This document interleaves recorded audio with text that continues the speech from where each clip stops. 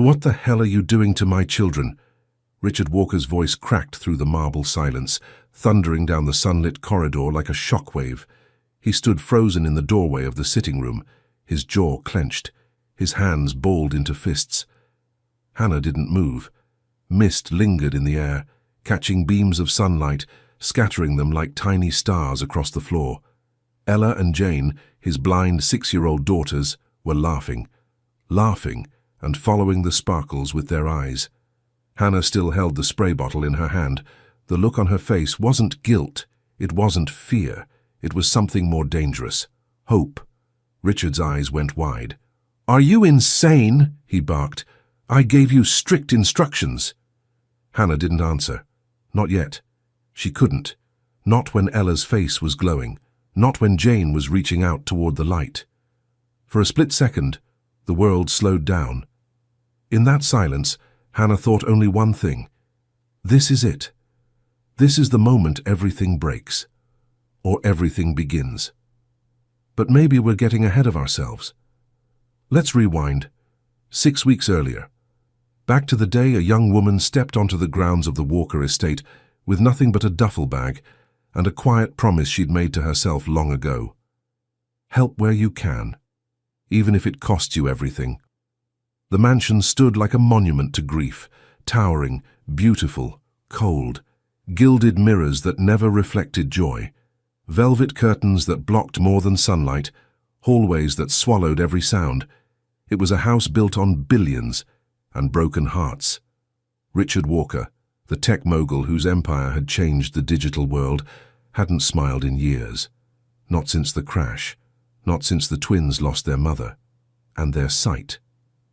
He buried himself in code, in contracts, in control. Dozens of nannies had come and gone, some left after a week, others were escorted out in tears. And the girls, sweet, silent Ella, thoughtful, dreamy Jane. They lived in shadows, not just because they were blind, but because no one dared bring them light. That's when Hannah arrived, 29, a quiet presence, scrubs instead of silk, a gentle voice, a steady hand. The staff didn't ask questions. The housekeeper, Rosa, only offered a warning. "Keep your head down. He doesn't like surprises." And Hannah nodded, smiled politely, but said nothing. Because Hannah had learned something long ago, something she never told anyone at the agency, that beneath every silent child was a voice waiting to be heard, and behind every locked door was a chance waiting to be taken. She wasn't just a nanny, she used to be something else entirely, and she hadn't come here to babysit, she'd come here to begin again. But before we begin, click subscribe, like this video, and tell us where in the world you're watching from. I hope this video makes you believe nothing is impossible, if only you believe. For a long time after he shouted, no one moved. Not Hannah, not the girls, not even Richard. The mist still lingered in the air, sparkling in the light. Ella giggled. Jane reached forward, fingertips outstretched, eyes wide. And Richard, the billionaire who ran entire continents from behind a desk, stood frozen, watching his blind daughters follow the light. Hannah didn't speak. Her chest rose and fell slowly. One hand still held the spray bottle, the other curled gently around Something in Jane's the air back. shifted, fragile, electric, irreversibly changed, and in that suspended moment, a story was already unraveling. Let's go back. 6 weeks earlier, before the sparkles, before the laughter, before the unspoken rules were broken, back to the day a woman with a quiet smile and a duffel bag crossed the iron gates of the Walker estate and stepped into a house that didn't remember how to feel. The mansion was silent, not peaceful, not calm, just silent. Walls too clean, mirrors too polished, the kind of place where footsteps echo even when you try not to exist. The staff moved like clockwork, everything choreographed. Breakfast at 8, tutors at 9, nap at 1.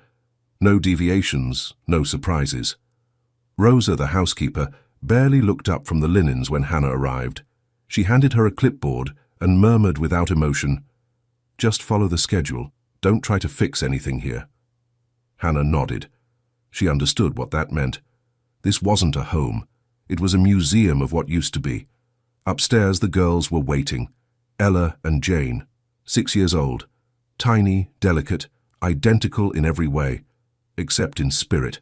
They sat across from each other in a massive playroom filled with untouched toys, their heads tilted slightly toward the window, but not quite facing the light.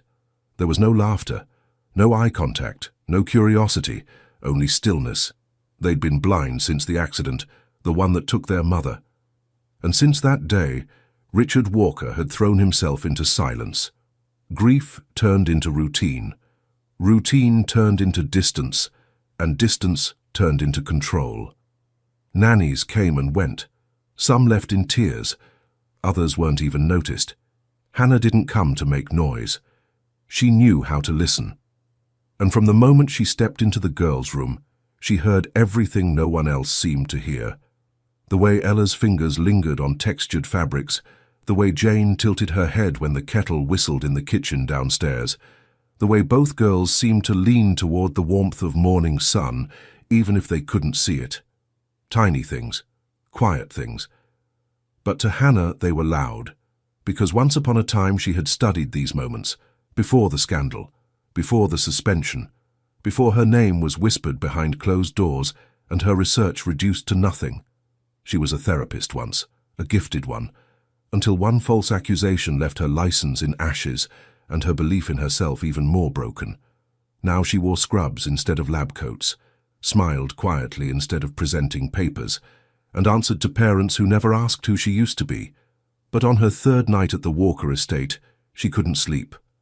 Ella had laughed that day, just once, at the sound of a wooden spoon tapping a pan. It was small, a flicker, gone in a second. But for Hannah it lit something she hadn't felt in years, not ambition, not defiance, purpose. The next morning, she folded a scarf with a lavender scent and let the twins hold it during story time, just to see. They didn't speak, but they didn't let go either. She wrote it down in a notebook she never showed anyone. Not because she was planning anything, but because she wasn't ready to stop being who she was, and for the first time in years something inside her whispered, "You can still help, even if no one knows what you're doing." In the Walker mansion, silence wasn't just a sound. It was a rule, a rhythm, a way of life. No raised voices, no sudden laughter, no music that hadn't been approved and preloaded by staff. Everything was muted, as if the house itself was still grieving. Even the clocks ticked quietly. Hannah's first few days passed like pages turning in a book she hadn't chosen to read.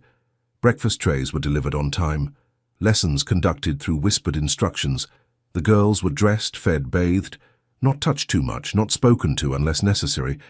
They followed commands like wind-up dolls, but they never looked up. They didn't need to. There was nothing in this house worth looking at. The twins lived in routine, not play, not presence, routine. Ella, the more expressive of the two, sometimes hummed under her breath when she thought no one was listening. Jane preferred silence, but when Hannah passed her a warm cloth during bath time, she held it a little longer than needed. These were the only signs of life she could find. They broke Hannah's heart, not with sadness, but with recognition, because she knew what it felt like, to still be breathing and not feel alive. The staff didn't speak unless spoken to. The chef left Hannah's meals in the back hallway. The driver rarely made eye contact. Only Rosa lingered. She watched Hannah carefully, the way a nurse might watch a patient who insists they're fine. One afternoon, as they folded sheets in the laundry room, Rosa said, without looking up, "You're not the first one to try." Hannah paused, a clean pillowcase in her hands. Rosa smoothed the edge of a fitted sheet and added, "Every nanny thinks they're going to save this place, but he doesn't let anyone in." "Richard?" Hannah asked quietly. "Mr. Walker." Rosa corrected her without hesitation. "You'll last longer if you don't forget that." There was no malice in her voice, just truth, a woman who'd seen too many people arrive with good hearts and leave with broken ones. Richard Walker was a ghost in his own home. Some nights, Hannah would hear the front door open at 2 a.m., then footsteps moving down the hall toward the west wing. Sometimes the girls asked if their father was back, But before Hannah could answer, they'd already turned over in bed, as if it didn't matter. And maybe it didn't. Not anymore. On the fifth night, Hannah sat by the window in her small attic room, watching fog roll in over the lawn. She hadn't spoken to Richard since the day he shook her hand at the door, briefly, like a man shaking off an obligation. He hadn't asked about her credentials, didn't want to know where she came from, only said, "They're fragile. Don't push them." That was it. No warmth, no hope. Just an unspoken warning. Don't try to fix what's already broken. But Hannah wasn't here to fix anything. Not anymore. She was just trying to remember who she used to be. Back in Chicago, there was a time her name had weight. She'd walked through children's hospitals and been greeted with nods of respect, smiles of relief. Her research had been featured at conferences. Her case studies praised. She'd spoken about the power of multisensory therapy with conviction. Now she was folding someone else's towels in a mansion full of ghosts. But purpose is stubborn. It doesn't always vanish when your reputation does. Sometimes it hides in the quiet and waits. The following morning, as Hannah brushed Jane's hair, a tiny thread of a smile pulled at the corner of the girl's lips. It was there for only a second. But that second was everything. Later that day, she walked past the playroom and paused.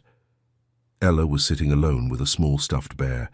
Her fingers moved slowly over the fur, then up toward the bow on its neck. She wasn't playing, not quite, but she was feeling, exploring.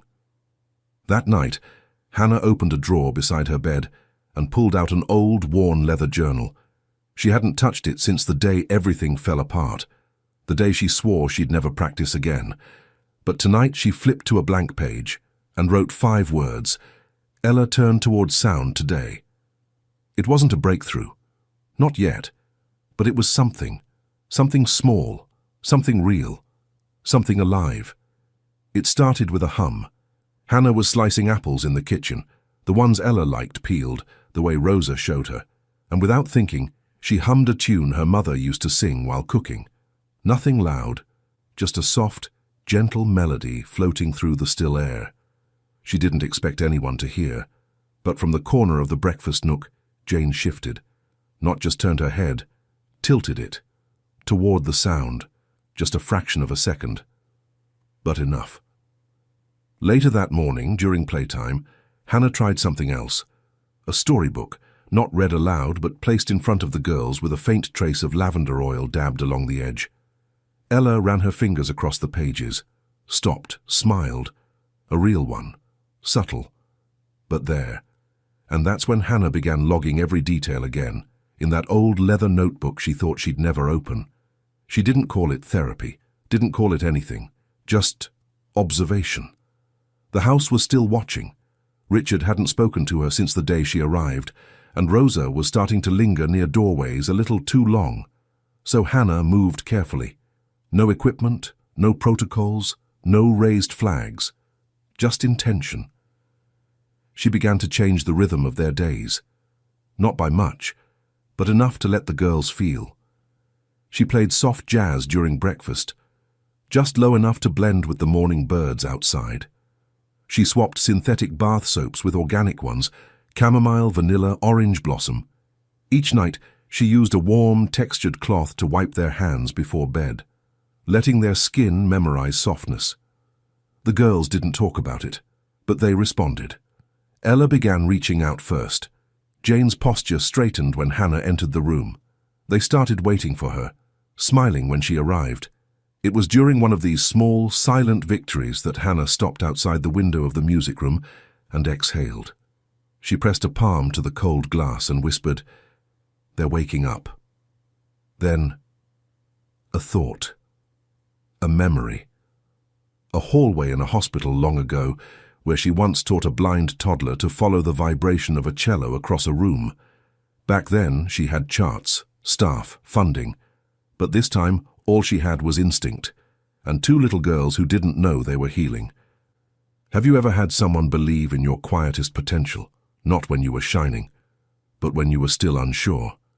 If someone once saw a light in you when you couldn't see it yourself, tell us who they were in the comments. These people are rare, and they change everything. Back inside, Hannah pulled out a small toy from her personal bag, something she'd almost left behind when she packed for the job.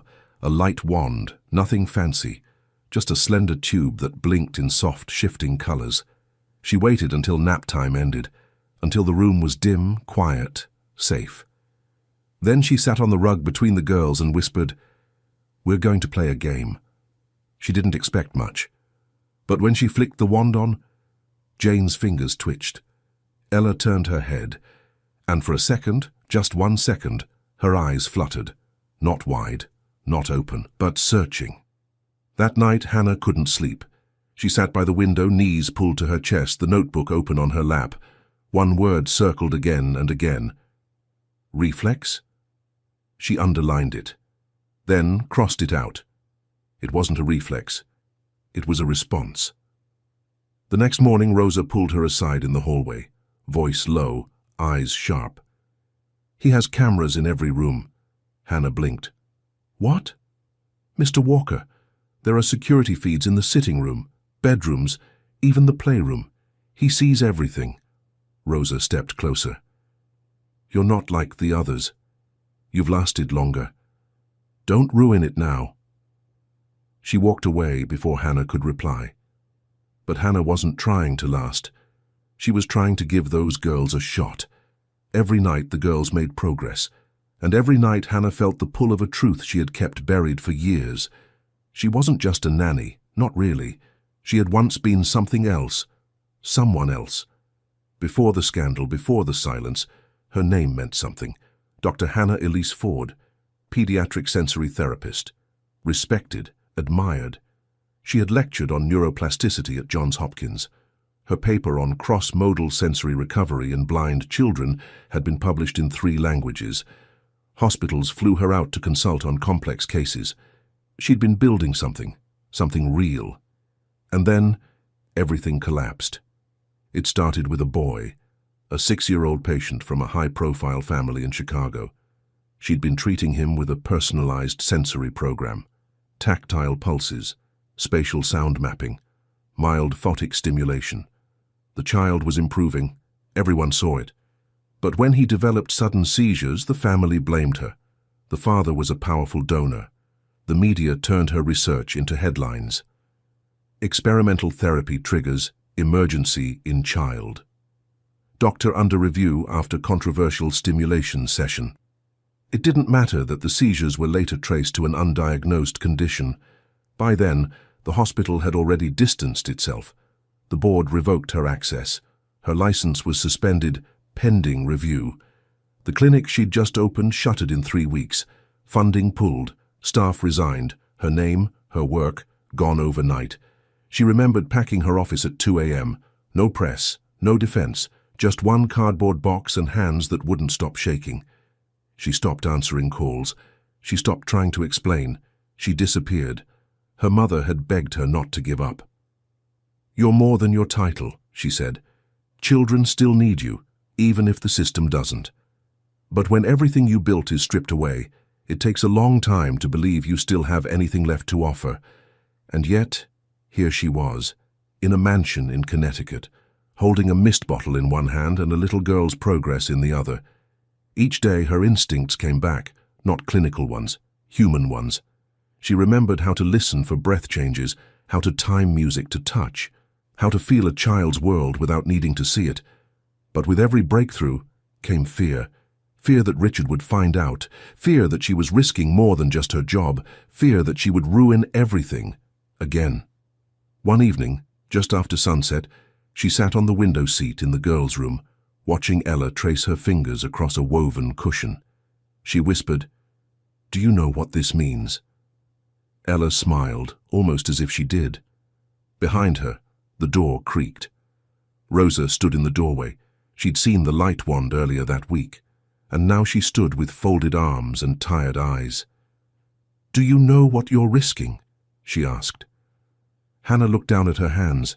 She wanted to lie, to say it was nothing, just toys, just play, but she couldn't, not anymore. "Yes," she said softly. Rosa didn't answer right away. She looked at the twins. now giggling quietly as they tried to catch the edge of a fabric Hannah had scented with orange peel. Then she turned back to Hannah. Her voice was low, worn, but not unkind. "You'd better be right." That night Hannah stood alone in the hallway, hand on the doorknob of her attic room. She looked down the corridor, toward the west wing where Richard slept. Somewhere behind that door was a man still grieving, still angry, still convinced that protecting his daughters meant keeping them untouched. But he hadn't seen what Hannah had seen. He hadn't heard Jane whisper, "It smells like the sun," or watched Ella reach toward the mist and laugh like she was catching stars. Hannah turned the doorknob and stepped inside. She sat down at her small desk, opened her notebook and wrote, "I am not here to be safe. I'm here to give them light." The mansion had never been loud. Even before the accident, it had been more gallery than home. Everything in its place, every sound, measured. Even joy, if it ever lived here, had tiptoed. But that week, something changed. It didn't start with music or footsteps or words. It started with laughter. It was Ella first, a soft, startled giggle that slipped out when a breeze brushed past her cheek and carried the scent of tangerine. Hannah had mixed the oil into the lotion that morning. Nothing special, just something warm, something alive. Ella's head turned toward the air. She smiled, then laughed, as if the scent had tickled something inside her, something that had been asleep. Jane followed, not with noise but with movement. She began tracing the edge of her bedsheet in slow, looping spirals, as if following a trail only she could feel. When Hannah whispered, "What does it feel like?" Jane whispered back, "Like clouds, but warm." And that's when Hannah knew. It was time.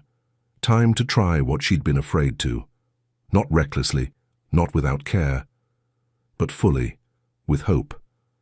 That morning, she prepared the room differently. She pulled the curtains open just enough to let a single beam of sunlight spill through. Soft music played in the corner, cello, low and rich. On the rug sat a basket of everyday objects, velvet ribbon, a sponge, a wooden spoon, a cold stone, textures, temperatures, tones. And one more thing, tucked quietly in her pocket. A mist bottle. She began gently, letting the girls explore each item with their hands, describing what they were feeling, mirroring their reactions with soft laughter of her own. Then she uncapped a small vial of peppermint oil, placed a drop on a piece of cloth, let it drift near them without touching. Jane inhaled. Her shoulders rose. She smiled, a full, radiant smile. Ella reached out for the cloth before Hannah even said a word. Then came the light. Hannah waited until they were settled, still, trusting. Then stood near the window, where the sun streamed in. She held the mist bottle in her hand. "Ready for something special?" she asked. The girls nodded. She gave one soft spray into the sunlight. And suddenly, the air glittered. Tiny droplets caught in the beam, turning gold and silver and weightless. Ella gasped. Jane's mouth opened. Their heads turned, together, toward the sparkles. Then, laughter, loud, free, real. They reached up, trying to touch the floating specks, chasing the shimmer with their fingers, not seeing, not exactly, but responding, to light, to motion, to magic. Hannah could hardly breathe. She dropped to her knees beside them, not to teach, but to join. They laughed together, like they were creating something sacred and new, something that had no name yet, just sound and joy and presence. Down the hall, Rosa paused mid-step. The sound She turned made her back, eyes walked into soften. the kitchen and said quietly to the cook, "They're laughing in there." He looked up. "The girls?" Rosa nodded, and neither of them said anything more. But something in the house shifted. That night, as Hannah tucked them in, Jane whispered, "The sparkles were dancing." Hannah kissed her forehead. "Yes, baby, they were." Then Ella asked, "Can we do it again tomorrow?" Hannah smiled, brushing a curl from her cheek. "Every day." She stood at the doorway and watched them settle. And just before she turned off the lamp, Jane whispered something she hadn't said to anyone in over a year. "Good night." Hannah closed the door with shaking hands. She didn't cry. Not yet. She walked down the hall, past the cameras, past the rules, past the memory of everything she'd lost. Back to her room. She opened her notebook, wrote one word. Laughter. And under it, in smaller letters, "We're getting closer." Somewhere along the line, it stopped feeling like work. It wasn't caregiving, wasn't therapy. It was something quieter. Sacred almost. The kind of thing you didn't talk about, because saying it out loud might scare it away. By the second week, Hannah had a rhythm, not just in routine, but in her hands, her voice, the room. Every sense was a tool now. Soft music in the background, textures laid out with intention. Sunlight streaming through the window like a spotlight made just for them.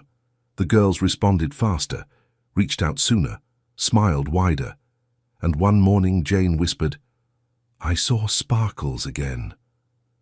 That night, Hannah sat by the window with her journal open, tracing old diagrams she hadn't looked at in years.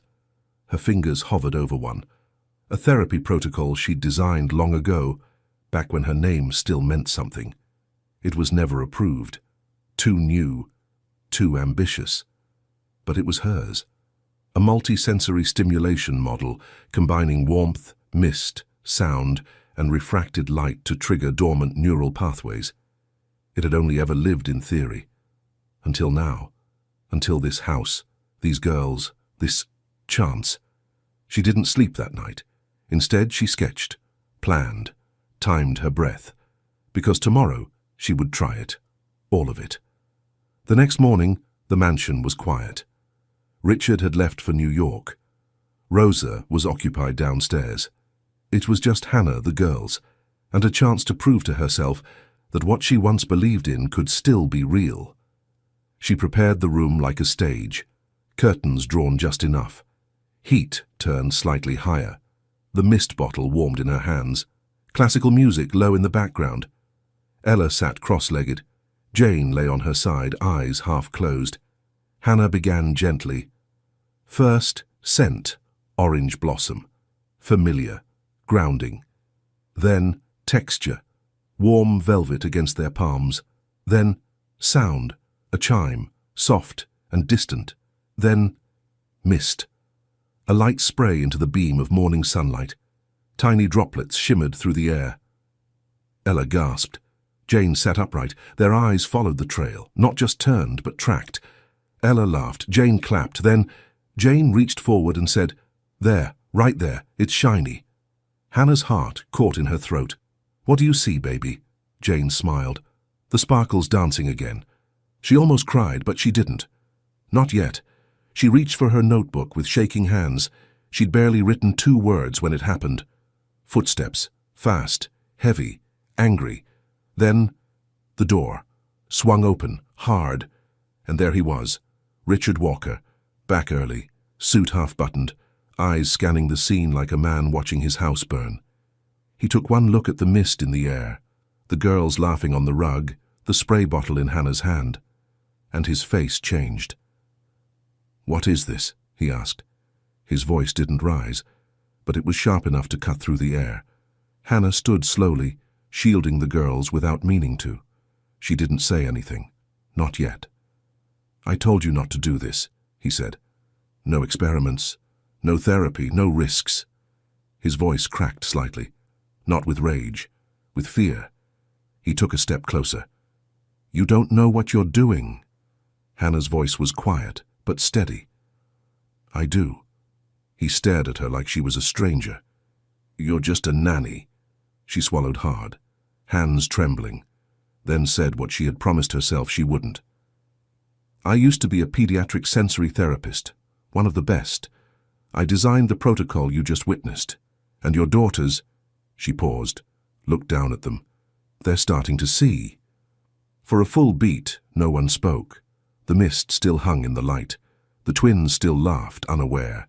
And Richard Walker stood there, staring, not at Hannah, but through her, like he was watching something unravel in real time. "They're starting to see." Hannah's voice was barely above a whisper, but it landed like thunder. She knew what she was doing, and she knew what it could cost her. She stepped closer to the girls, slowly lowering the spray bottle, placing it on the rug like evidence at a crime scene. Richard's eyes didn't leave her. "You lied." "No," she said softly. "I didn't tell you everything. There's a difference." He let out a bitter breath. "You're not a caregiver." "I was. I am. But I'm also a therapist. I lost my license after a false malpractice claim. My name was dragged, my clinic was shut down. I stopped practicing now, but I didn't forget how." She looked up at him. "I wasn't experimenting on your daughters, Mr. Walker. I was helping them." Behind her, Jane laughed again, light, free, untouched by the tension. Ella turned her face toward the sunlight, fingers outstretched. Richard blinked. Once. Twice. Like he didn't know whether to scream or sit down.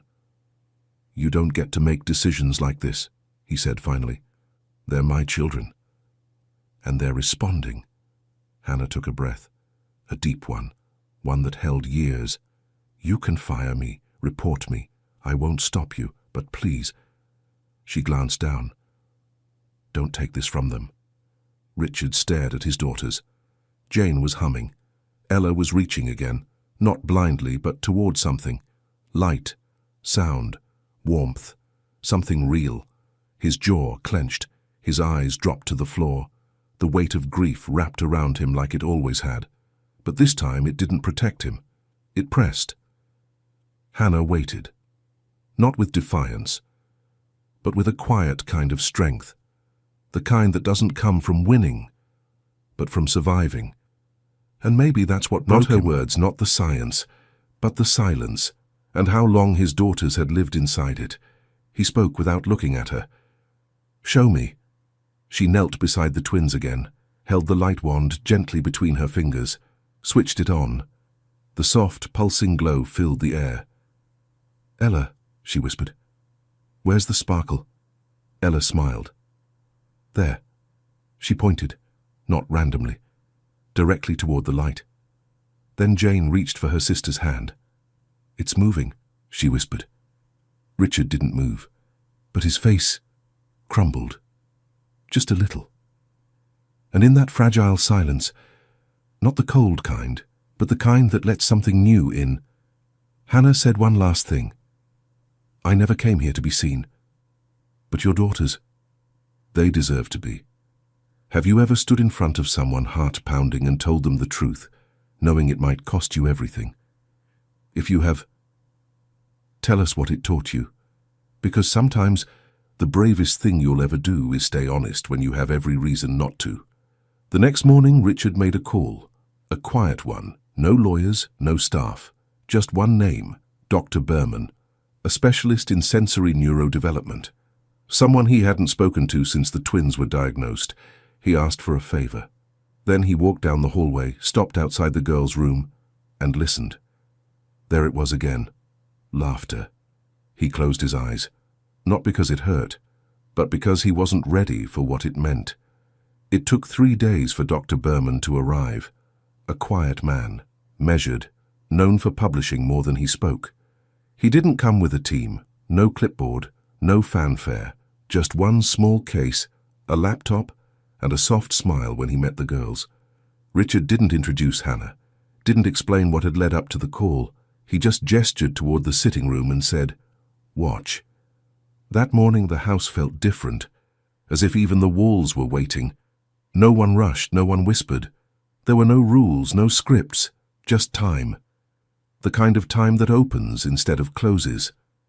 Hannah sat with the girls on the rug, same as before. Sunlight angled in across the floor.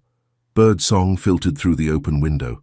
The scent of lavender hung in the air, calm, steady. And there was the mist bottle, held gently between her hands. Dr. Berman stood in the doorway, arms folded, watching without blinking. Richard stood behind him, not crossing his arms this time, not trying to control anything, just watching. Hannah began. Textures first. Warm cloths, wooden blocks, smooth glass stones. Then sound, soft chimes, her own voice humming low. Then light. She sprayed the mist gently through the sunbeam. The air filled with sparkle. And like clockwork, Ella reached up. Jane turned her head. Then, Ella whispered, "It's spinning." Jane added, "It's gold today."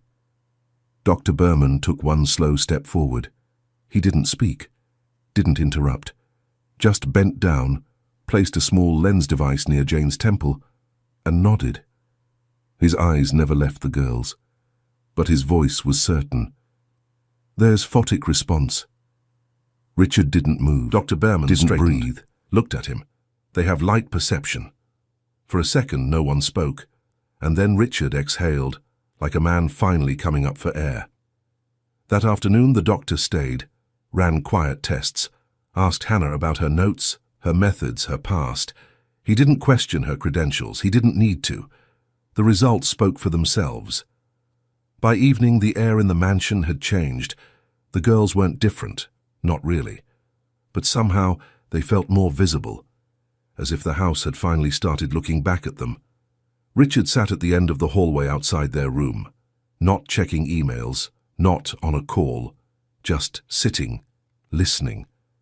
Inside, Ella was telling Jane about the color of a dream she'd had. Jane was humming something soft, and Hannah wasn't correcting, wasn't leading, just being. Rosa brought Richard tea, set it beside him without a word, then paused. "You've never sat here before." He didn't answer right away, then said, "I've never had a reason to." That night, Richard knocked gently on Hannah's door. She opened it, surprised, cautious. He didn't step inside, didn't raise his voice. He just asked, "How did you know?" Hannah didn't give a speech, didn't explain the research or the theory. She just looked at him and said, "Because I never stopped believing they could. And sometimes, that's all it takes. One person to keep seeing light, even when the world only sees darkness. And sometimes miracles need witnesses, not to validate them, but to carry them forward." The next morning, for the first time in years, Richard didn't leave for the city. He stayed. He ate breakfast with the girls. He watched Jane trace sunlight patterns on the tablecloth with her fingertip. Watched Ella rest her head on Hannah's shoulder without being asked.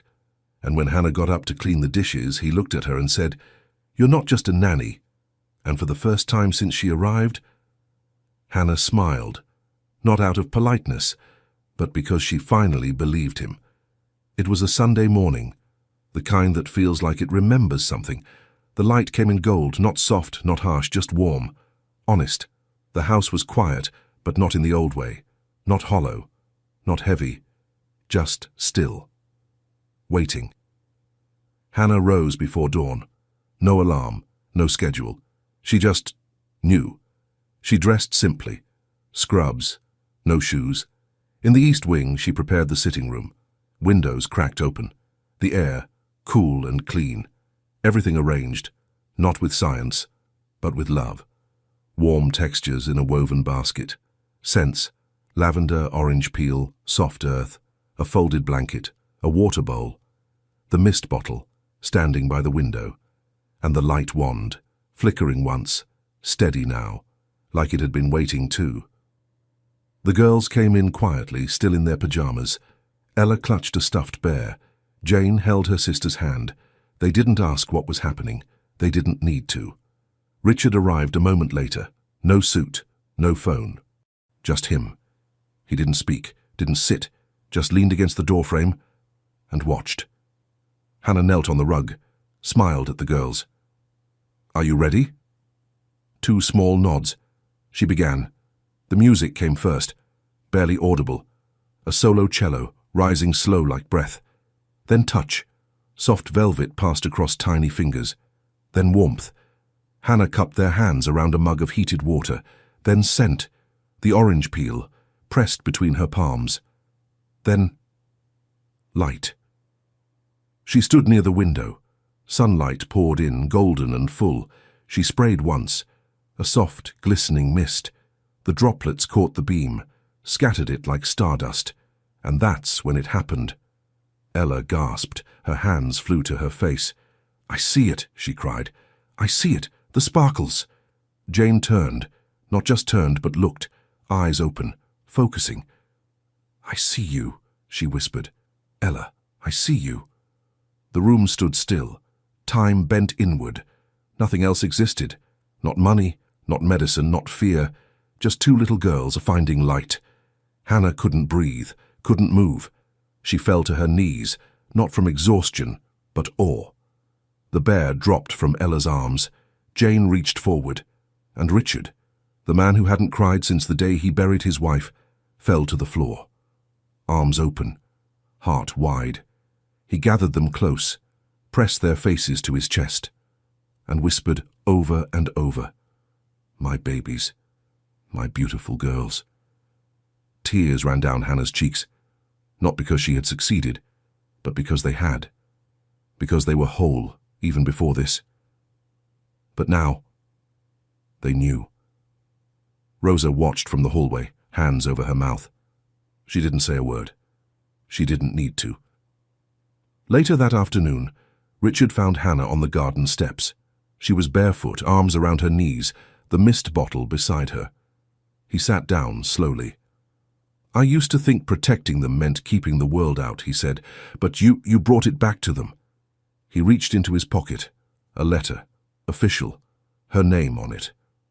"I had it reviewed, quietly, by someone who owed me a favor." She unfolded the letter with trembling hands. Reinstatement, no press, no noise, just closure and a beginning. She looked at him. "Thank you," he shook his head. "No, thank you for not giving up on them, or yourself." From inside, the girls called her name. Hannah stood, wiped her eyes, turned toward the light. Sometimes healing doesn't come in hospitals. Sometimes it starts in silence and ends in sunlight. Today, Ella and Jane attend a school for children with visual impairments. Their vision is partially restored, their spirits fully awake. Hannah still lives at the Walker estate, not as a nanny, not as a therapist, but as family. And every morning, as the sun filters in through the tall windows, she sprays a little mist into the light, and the girls still smile. He didn't even know what he was looking at. David stepped out of his car and time stopped.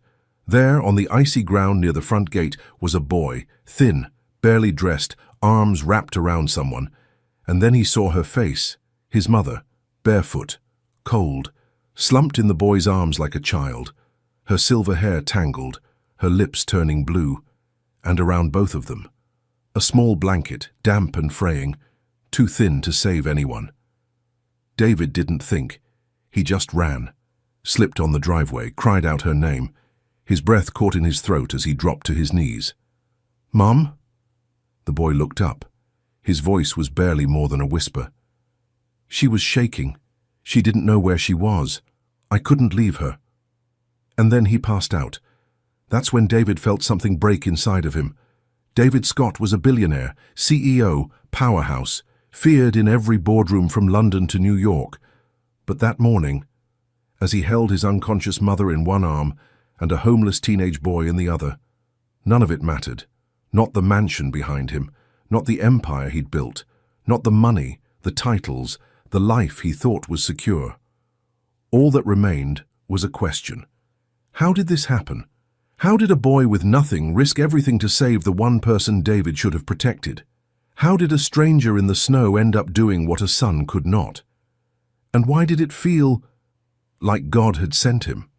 Before we begin this story, please pause for just a moment. If you've ever felt forgotten, if you've ever questioned where God was in the middle of your storm, or if you've ever seen love show up in the most unexpected place, then this story is for you. Click subscribe, like this video, and tell us where in the world you're watching from. Because sometimes God sends angels in rags, and sometimes they're the ones who save us. The ambulance lights hadn't arrived yet. There was only the sound of wind, thick, sharp, and bitter against David's skin. He couldn't stop shaking, not from the cold, but from the sight of it. His mother's feet were purple, not bruised, frozen. Her nightgown was stuck to her legs, the hem caked in frost. She wasn't moving except for the shallow rise and fall of her chest, barely breathing. And this boy, this stranger, was still wrapped around her, as if protecting her from a world that had already taken too much. David's knees hit the ground with a thud. His hand reached for her wrist, ice cold, but her pulse was there. Faint. The boy didn't speak. He couldn't. His head drooped against Margaret's shoulder, lips cracked, eyes half closed. His breath came in stutters, every exhale a silent cry for help. David had no idea who he was, but something about the way the boy held her, gentle, desperate, made David's heart twist in ways he didn't understand yet. He tore off his coat and wrapped it around both of them. Then he reached for his phone, fingers trembling, voice unsteady. Emergency. 2 people. Hypothermia. My mother, a teenage boy. Send someone now, please. The call ended. Seconds passed like hours. He tried to lift his mother, but her limbs were stiff. So he stayed on the ground, one arm around her, one arm around the boy. And somewhere between the silence and the snow, David began to pray. He hadn't prayed in years, not since his father's funeral, not since he stopped believing that God still paid attention to people like him, people who chose money over meaning, deals over dinners, success over family. But now none of that mattered. He whispered it like a confession. God, please, don't take her, not like this. The boy let out a soft groan, almost inaudible. David leaned closer. She was lost, the boy rasped. She didn't know where she was. His words cracked like glass. I couldn't leave her. And just like that, he went still. David caught him, lowering him gently onto the snow. The boy's fingers were still curled around Margaret's blanket. So old, so thin, it looked more like a memory than a piece of fabric. David looked at it closely. A faded flower stitched into one corner. Hand sewn, a mother's stitch. That's when something pierced his chest, not fear. Guilt. He'd hired security, cameras, a care team. He paid for everything to keep her safe. Except his own presence. Except the one thing she needed most. His face fell into his hands. Mom, he whispered, broken. A sound came from the driveway. Sirens. Blue and red light flickered across the snowbanks, painting shadows across the stone pillars of the gate. David stood as the paramedics jumped out. They didn't ask questions, they could see it in the boy's face. The woman's skin. The blanket between them. They moved quickly, wrapping his mother in warming sheets, checking vitals, lifting her onto the stretcher. Then came the boy. He's colder than she is, one of them said. They placed him on a second stretcher. David followed them both, not thinking. He opened the back of the ambulance and climbed in, one hand on his mother's arm, one hand resting over the boy's chest. He didn't know who he was, didn't know where he came from, but something deep inside told him. This wasn't a random act of kindness. This was something else. Maybe it was grace, maybe it was judgment, maybe it was God finally getting his attention. The doors shut. The ambulance drove off, and in the quiet hum of that ride, as snow tapped gently against the windows, David Scott sat between 2 lives he had never imagined would be connected. The mother who gave him everything, and a boy who had nothing, but gave her back to him. He bowed his head again, not from shame, but from a holy kind of awe, the kind that tells you, your life is about to change forever. Christopher hadn't spoken again, but his silence said enough. And as the ambulance sped toward the hospital, David's mind wasn't on meetings, it wasn't on money. It was on a question he couldn't stop hearing. Who is he? And somehow, he already knew. This boy wasn't here by accident. The wind cut through the alley like a blade. Christopher pulled his mother's blanket tighter around his shoulders. Though the truth was it hadn't held in warmth for years, it just reminded him of her. The fabric was thin now, patched in 2 corners, with the smell of old soap still clinging to it. He hadn't slept. There wasn't anywhere safe to. Not really. Not when your last roof was a broken-down boarding house and your name wasn't on any lease. He'd been evicted that morning. Quietly. Without a scene. Just a soft apology from the landlord who'd looked tired of feeling sorry for him. I gave you a few extra days, kid, but I've got a business to run. Christopher didn't argue. He just nodded, took the few things he owned, a backpack, a water bottle, 2 shirts and that old blanket, and stepped out into the cold. The sun was still low in the sky then, the kind of December morning where the cold settles into your bones before you've even taken your first step. He walked for hours, hands deep in his pockets, hood pulled low. He passed diners where people were laughing over pancakes, walked by warm houses with wreaths in the windows. He saw fathers helping their kids build snowmen, steam rising from mugs on porches. He didn't hate them. He didn't feel envy. Mostly, he felt invisible. At one point, his stomach cramped from hunger. He reached into his pocket and felt the last 2 bills he had, $3, wadded and damp from the snow. He could have gone to a fast food place, but he didn't want to sit there under fluorescent lights pretending to belong. So he kept walking. His path took him into one of the wealthier neighborhoods on the edge of town. Big stone houses, electric gates, driveways longer than some streets. He didn't mean to end up there. He just followed the quiet. And then he heard something, a sound carried faintly on the wind, crying, fragile, frightened. He stopped. It came again, a woman's voice, lost, disoriented. He followed it down a narrow path between 2 hedges toward the side gate of a large estate. And there she was, an elderly woman, standing in the snow. Her nightgown clung to her thin frame. Her hands trembled around a photo frame. The glass cracked. She was barefoot. "Ma'am?" Christopher called out gently. She didn't respond, just looked past him like she wasn't fully there. "I have to catch the train," she whispered. "James is waiting. I'm late." Her eyes were cloudy, darting left and right, searching a world only she could see. Christopher moved slowly toward her, keeping his voice low. "What's your name?" "Margaret," she said after a pause. "I think." He stepped closer. She didn't flinch, but she looked so small, so fragile, like the wrong gust of wind might blow her over. "You're cold," he said softly. "Let me help you." She nodded, almost like a child being told it was time to go home. He took off his jacket and draped it around her shoulders. Then he unwrapped the blanket from his own body and held it over both of them. "Where do you live, Margaret?" She looked around, lost. "Somewhere close, I think. But it doesn't feel right. Nothing feels right." He thought about calling someone. But who? He had no phone. And even if he did, he'd learned the hard way that people like him didn't get the benefit of the doubt.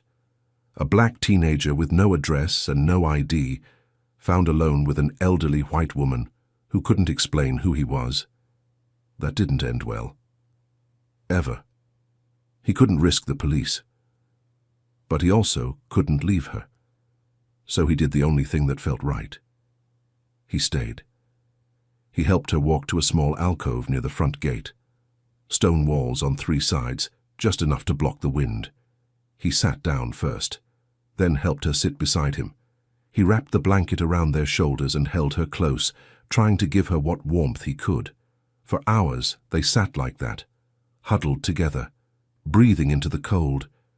He told her stories about his mum, how she used to make pancakes on Sunday mornings, how she'd sing while washing dishes, off-key but full of joy, how she used to say, "Being poor ain't the worst thing. Being cruel is." Margaret didn't always respond, but sometimes she smiled. And just before her eyes began to close, she whispered, "You're good. Your mother would be proud." Christopher swallowed hard. "I promised her I'd stay kind," he said quietly, "even when the world wasn't." He tightened the blanket around her shoulders, and then he closed his eyes, not because he was tired, but because there was nothing else he could do, except stay. Snow fell quietly around them, covering the blanket, the alcove, the photo frame in her hands. And in the silence between them, something holy was happening, though no one else saw it yet. God had already begun the rescue. The snow didn't stop. It fell heavy now, thick and fast, brushing against Christopher's face like icy fingers. He blinked it away, but his eyelashes were starting to freeze. Margaret had stopped speaking. She was curled against him in the alcove, her body growing stiller by the minute, her breath shallow, her hands limp. He'd wrapped the blanket around both of them as tightly as he could, tucking it under her legs, under her back. Still, she shivered. He'd never been this cold before, not even on the nights he'd slept behind church buildings or in alleyways between dumpsters. Not even when he'd spent a week on the roof of a bus stop, trying to stay off the streets after the shelter closed down. This was different, because now it wasn't just his body shutting down, it was hers. He leaned in closer, pressing his chest against her back, trying to shield her with what little strength he had left. His own jacket had stopped helping hours ago. The lining was torn, the zipper broken, but he didn't care. He didn't need it. She did. He looked down at her face. There was snow in her hair. Her skin had turned pale, almost translucent, and for a moment, he panicked. "Margaret?" No answer. He shook her gently. "Margaret, hey, you still with me?" A pause, a breath. Then, "I'm just tired," she whispered. Her voice sounded far away, smaller, like a child's. He pressed his forehead against the side of her head. "You gotta stay awake, okay? Just a little longer." She didn't reply. He searched the street again. Nothing. No lights, no sound, no movement. He hadn't seen a single car pass since they sat down. It was like the world had closed its eyes. He whispered to her again. "Tell me something, anything, a memory. Your son, what's he like?" Margaret stirred. Her lips moved slowly. "David, he had curly hair, just like his father. Always wanted to climb things." Christopher smiled softly. "That's good. Keep going." "He used to sing to me," she murmured. "When he was small, before the world got too loud." Then she was quiet again. Christopher clenched his jaw. The cold was making it hard to think now. He could feel his fingers going numb, his toes too. The kind of numb that wasn't normal, the kind that made you worry if they'd come back. He thought about leaving, just for a minute, to find help, knock on a door, bang on a window. But every time he started to shift away, Margaret whimpered, and every time she did, his chest ached. He couldn't leave her. She was someone's mother. She was his mother, in a way that only made sense in moments like this. He reached into his bag and pulled out the only other thing he had, a small zippered pouch that held the photo of his mom, and the harmonica she gave him before she died. He couldn't play anymore, his lips too cold, his breath too shaky, but he held it anyway. "I used to play this for my mum," he said aloud, voice soft. "When she was in the hospital. She said music made the pain float." Margaret didn't respond, but he kept talking. "She used to say, 'Gee, you'll never be poor if you still have kindness.'" He laughed once, bitter and hollow. "Didn't make sense to me back then. Thought kindness didn't feed you, didn't keep the lights on." He looked at Margaret's face, peaceful but far too still. But maybe she was right. Maybe this is the only thing that matters. He didn't know how long they sat like that. Minutes, hours. Time had no shape anymore, only cold and silence and prayer. He didn't speak them out loud, just let them echo through his heart. "God, please, just get her through this. Forget me. Just save her." A gust of wind broke around the corner of the wall, sharp as glass. Christopher winced. He pulled Margaret closer again, though he barely had the strength. Then, faint. So faint he thought he imagined it. A squeal. Tires. Far off. He lifted his head, turned. A car. Headlights cutting through the snow, approaching slowly, then faster. Christopher's lips parted, but he didn't speak.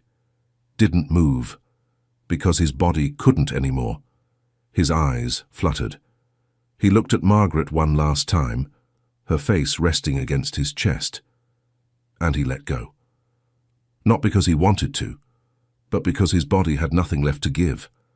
The car skidded to a stop, a door slammed, footsteps, fast, heavy, running, and somewhere behind his fading mind, Christopher heard a voice. "Mom, oh God, Mom!" But by then the world had gone quiet, and the snow just kept falling.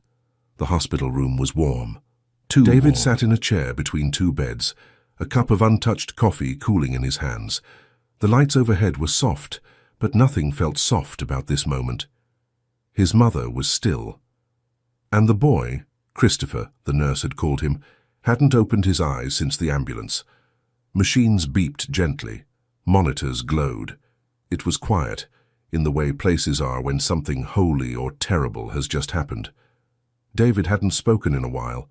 He didn't know what he'd say, who he'd say it to, or if anyone would even hear him. Margaret lay to his right, her face turned slightly toward the window. They'd given her something warm to wear, wrapped her in layers, placed heating pads beneath the blankets. The color was returning to her face, but her mind was somewhere else, still wandering, still far, to his left. Christopher. 17 maybe. Skin pale. Lips still cracked. He looked younger here, smaller. The blanket that covered him now was clean, white, hospital-issued, but David's eyes kept drifting to the corner of the chair where the other one sat, the tattered handmade one the boy had used to cover them both. There were still traces of snow on it when they'd arrived. It was folded now neatly, as if someone couldn't bring themselves to throw it away. David stared at it. He couldn't stop thinking about that moment. That first moment, when he saw them. The boy's arms around his mother, shielding her with nothing but his body. No name, no reason, no explanation, just presence. The kind of presence David hadn't given her in years. A lump rose in his throat, sharp and dry. He hadn't meant to become distant. He hadn't chosen neglect, at least not on purpose. Life had simply gotten louder. Board meetings, takeovers, flights, success stacked on top of success, until his world was too tall for anyone to reach him, including her, especially her. And somewhere along the climb he stopped calling as often. Hired people to stand in for love. Sent flowers instead of showing up. She'd always said she was fine, that the nurses were lovely, that she didn't want to be a burden. But now, in seeing her on that stretcher, blue and shaking and quiet, David knew the truth. She had needed him, and he hadn't been there. He pressed his knuckles against his lips. Across the room, Christopher stirred. His eyes opened, just slightly, blinking against the soft light. His breath shallow, chest rising with effort. David stood. "You're safe," he said quickly, voice quiet but firm. "You're in a hospital, you're okay." The boy didn't speak, just looked around, confused. Then his eyes fell on Margaret, lying motionless in the next bed. His face shifted. Fear, then relief, then something else, something David couldn't quite name. "I didn't know who she was," Christopher whispered. "I just couldn't leave her." David nodded slowly. "I know." They sat in silence. A long, full silence that said more than words. Then Christopher tried to sit up, but winced. "You should rest," David said. "I'm not staying," Christopher muttered. "Did what I could. I'll go after." David didn't answer right away. He pulled the old blanket from the chair and placed it gently on the end of Christopher's bed.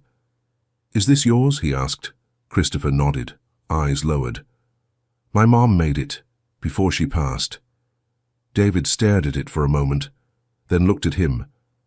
"You kept her warm," he said quietly. "You kept both of you warm." Christopher swallowed hard. "It's what she would have done." David didn't know what to say to that, but something in him cracked, not all at once, not loudly, just enough to let a little light in. He turned back toward the window, arms folded. "Don't leave yet," he said finally. "Please." "Why?" David's voice dropped to almost a whisper. "Because I don't think this is over." Christopher didn't respond, but he didn't argue either. And as the quiet settled in again, two men sat in silence, one burdened by what he'd missed, the other unsure why he'd been called to step in. And between them, a woman sleeping beneath hospital sheets, whose life had just changed both of theirs. The car ride home was quiet, not cold, not tense, just quiet, like something fragile had entered the space between them, and neither man knew how to hold it yet. Christopher sat in the back seat, staring out the window. David didn't say much. He just drove, eyes fixed on the snow-covered road ahead, one hand on the wheel, one hand resting near the old blanket folded on the passenger seat. The same blanket Christopher had carried like a second skin, the same one he'd used to save a woman he didn't know. The silence stretched. As they pulled through the estate gates, something in David's chest shifted. He'd passed through those gates 1,000 times, but this time felt different. Not because of who was inside, but because of who was coming in. He parked near the side entrance. The snow had finally stopped, but the ground still crunched beneath their shoes. Christopher hesitated when he stepped out. His eyes flicked upward toward the house, then toward the edges of the property, then toward the horizon, as if deciding whether to stay or run. David noticed. "You're not a prisoner," he said, voice low. "You don't have to stay, but I'd like you to." Christopher didn't answer right away. "I don't belong here," he said. David paused, then gestured to a smaller path behind the house, toward the guest house tucked into the trees. "Come in for the night," he offered. "Get warm, rest, that's all." Christopher looked at him for a long moment, then nodded. The guest house was quiet, a soft, two-bedroom cottage used mostly for business guests or distant family. Clean, private, simple. David unlocked the door, stepped inside first, and flicked on the lights. "I'll send up some food. There's a shower, extra clothes in the closet. Probably too big, but better than hospital gowns." Christopher stood in the doorway, not moving. "Why are you doing this?" he asked. David turned to face him. "Because you saved my mother's life." "I didn't do it for anything. I know." Silence. "But that doesn't mean you don't deserve something," David said. "You matter, son." Christopher flinched slightly at the word. Son. He hadn't heard it in a while, not in a way that meant anything. He looked down, his voice quieter now. "People only let me stay when they want something." David shook his head. "I don't want anything." He reached into his coat pocket, pulled out the folded blanket and placed it on the couch gently, like something sacred. "Your mother made this?" he asked. Christopher nodded once. "She used to say," he paused, then finished, barely audible, "Even if the world forgets you, God won't." David sat down slowly across from him. "I think she was right." The silence settled again, but this time it wasn't heavy. It was full. David stood. "I'll give you some space," he said. "You've had enough eyes on you for one day." Christopher didn't move. He just stood there in the doorway, one hand on the doorknob, one foot still outside, and then, slowly, he stepped in. He closed the door behind him, not with certainty, but with a kind of surrender, the kind that says, maybe just for tonight I don't have to run. David watched him for a moment longer, then turned to leave. Before he reached the door, he stopped. "Thank you, Christopher." Christopher didn't say anything, didn't need to. That night in the quiet of the guest house, Christopher sat on the edge of the bed, blanket in his hands, unsure if he was still dreaming. And in the silence, David stood alone in the hallway outside, one man wondering if he could give someone a home, the other wondering if he could ever belong to one again. It had been 2 weeks since the storm. The snow had melted off the trees. The air was still cold, but calmer now. There was sun most days, the kind that didn't bring warmth, but reminded you it might come back. Christopher hadn't left the guest house. David hadn't asked him to. There were fresh clothes in the drawers, food on the counter. Tutors came by once just to test the waters. No one pushed, no one pressured. But every morning, Margaret would ask the same question from her armchair by the window. "Is he still here?" And when David said yes, her face softened. "He's a good boy," she'd whisper, then go back to staring at the wind chimes. Christopher helped where he could, quietly. He carried books to Margaret's room, set the table, took the trash out without being asked. He never lingered, never assumed. He moved like someone trying not to wake the house. But David saw him, saw the way he looked at the photos in the hallway, the way he paused before entering a room, like he was waiting for someone to tell him he didn't belong there. And it broke something in David, slowly.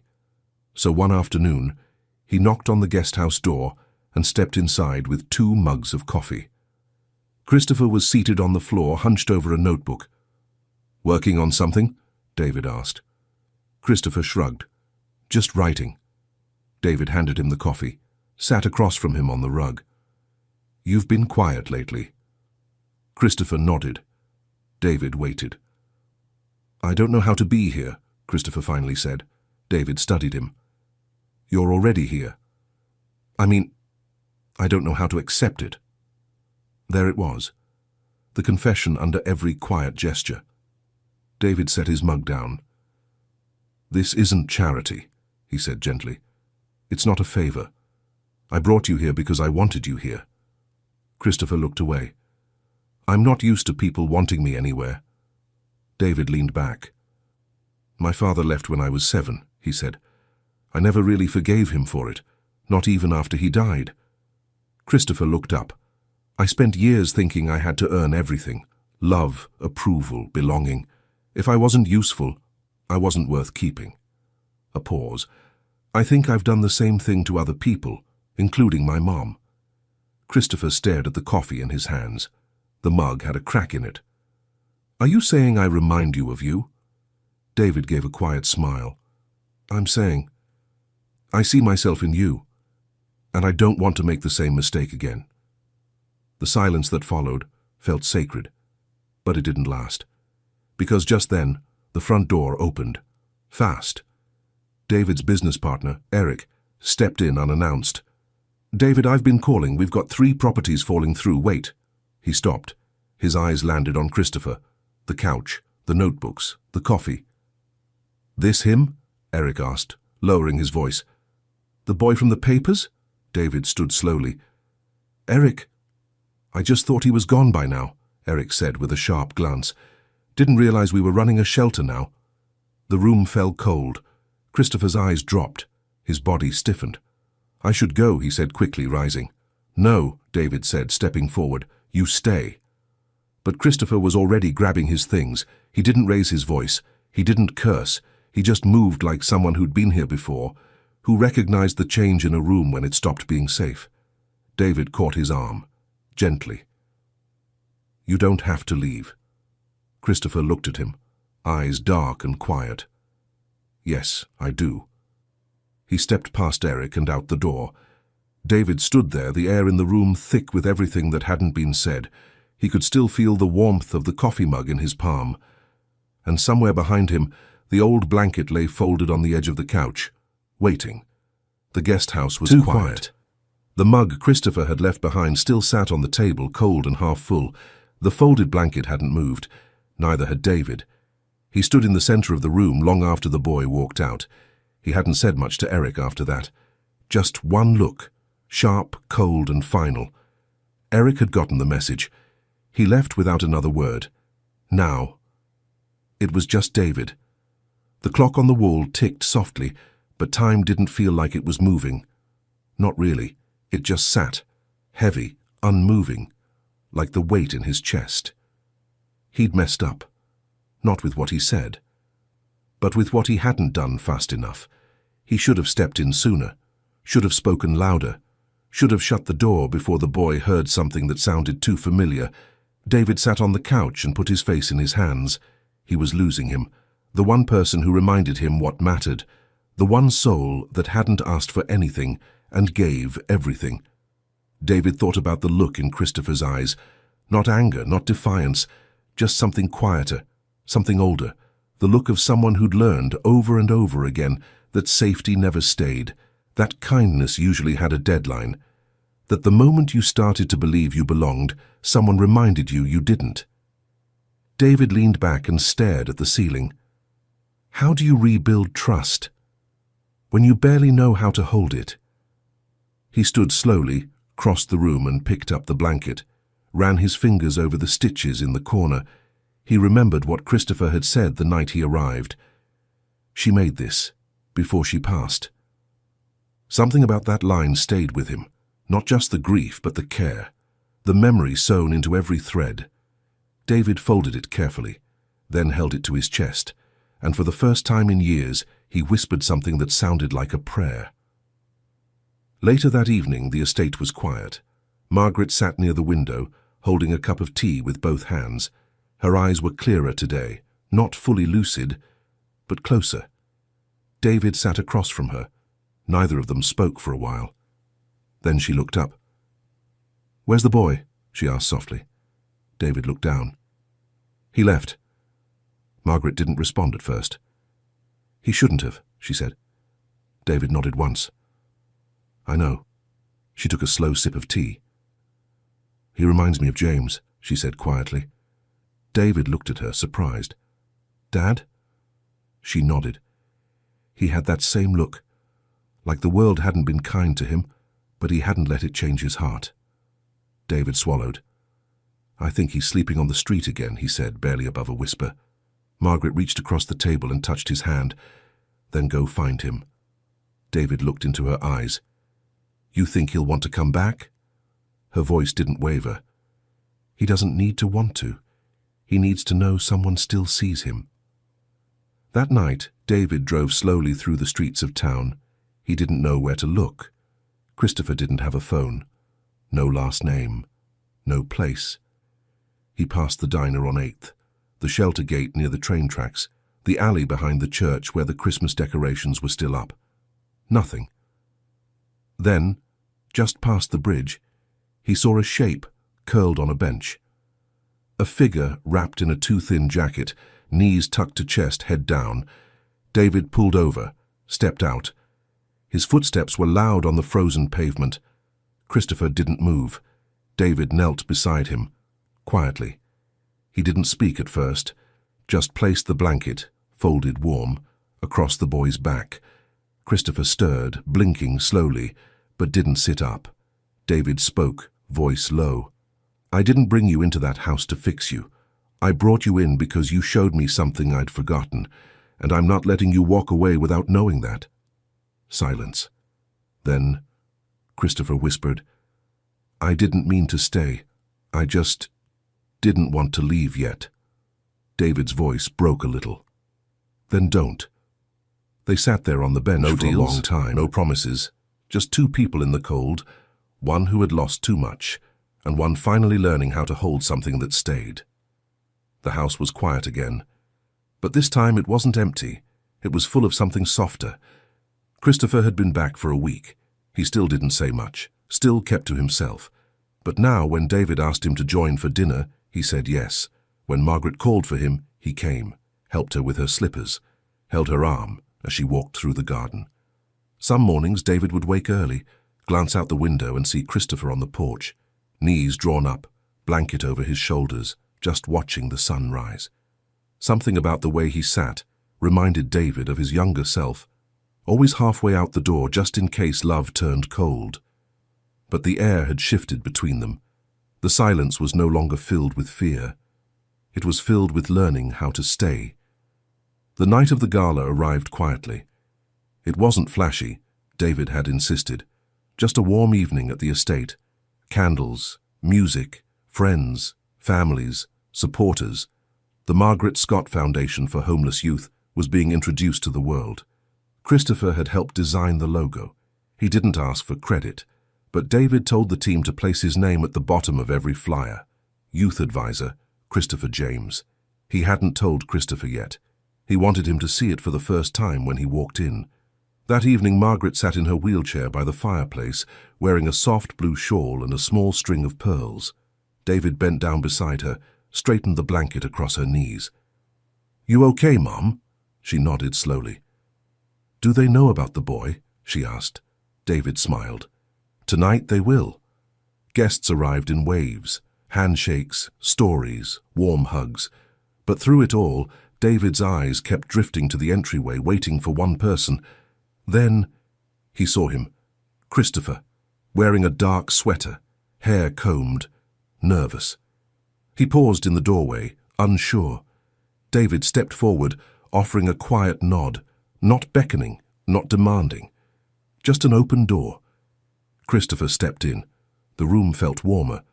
Margaret smiled when she saw him, reached for his hand. "You look like someone I used to love," she whispered. "You still do," he said, kneeling beside her. David took the mic later that night. The lights dimmed. The crowd hushed. And for the first time, he told the story publicly. About the night his mother nearly died. About the gates left open. About a boy with nothing but a blanket, and the kind of love money couldn't measure. He didn't cry at first, but when he said, "He gave her back to me," his voice cracked, and the room broke open with silence. He turned to Christopher then, who stood quietly near the piano, hands folded. "Will you come up?" David asked. Christopher looked unsure, but Margaret gave a small nod, and so he walked forward, slowly, humbly. The crowd didn't clap, not yet. They watched him like something sacred had entered the room. David handed him the mic. Christopher stared down for a moment, then looked up. "I didn't know who she was," he said softly, "but I knew she was cold and scared, and I couldn't walk away." He paused. "My mom used to say, 'Kindness is the only thing that proves we're still human.'" Another pause. "I just stayed, that's all." But those 3 words wrapped around the room like a benediction. "I just stayed." And then, a standing ovation. No music, no grand speech. Just truth, spoken in the quietest voice in the room. Later that night, after the guests had gone and the lights dimmed, David and Christopher walked down the long stone path toward the front gate, the same place where it all began.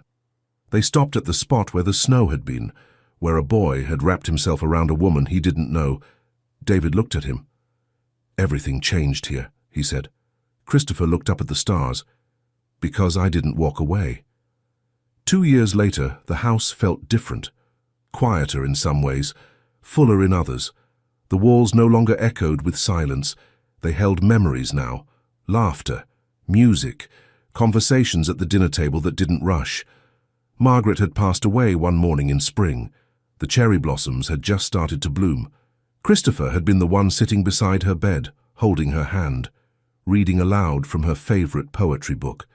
She'd opened her eyes only once that morning, looked at him, then at David, and whispered, "You both came back to me."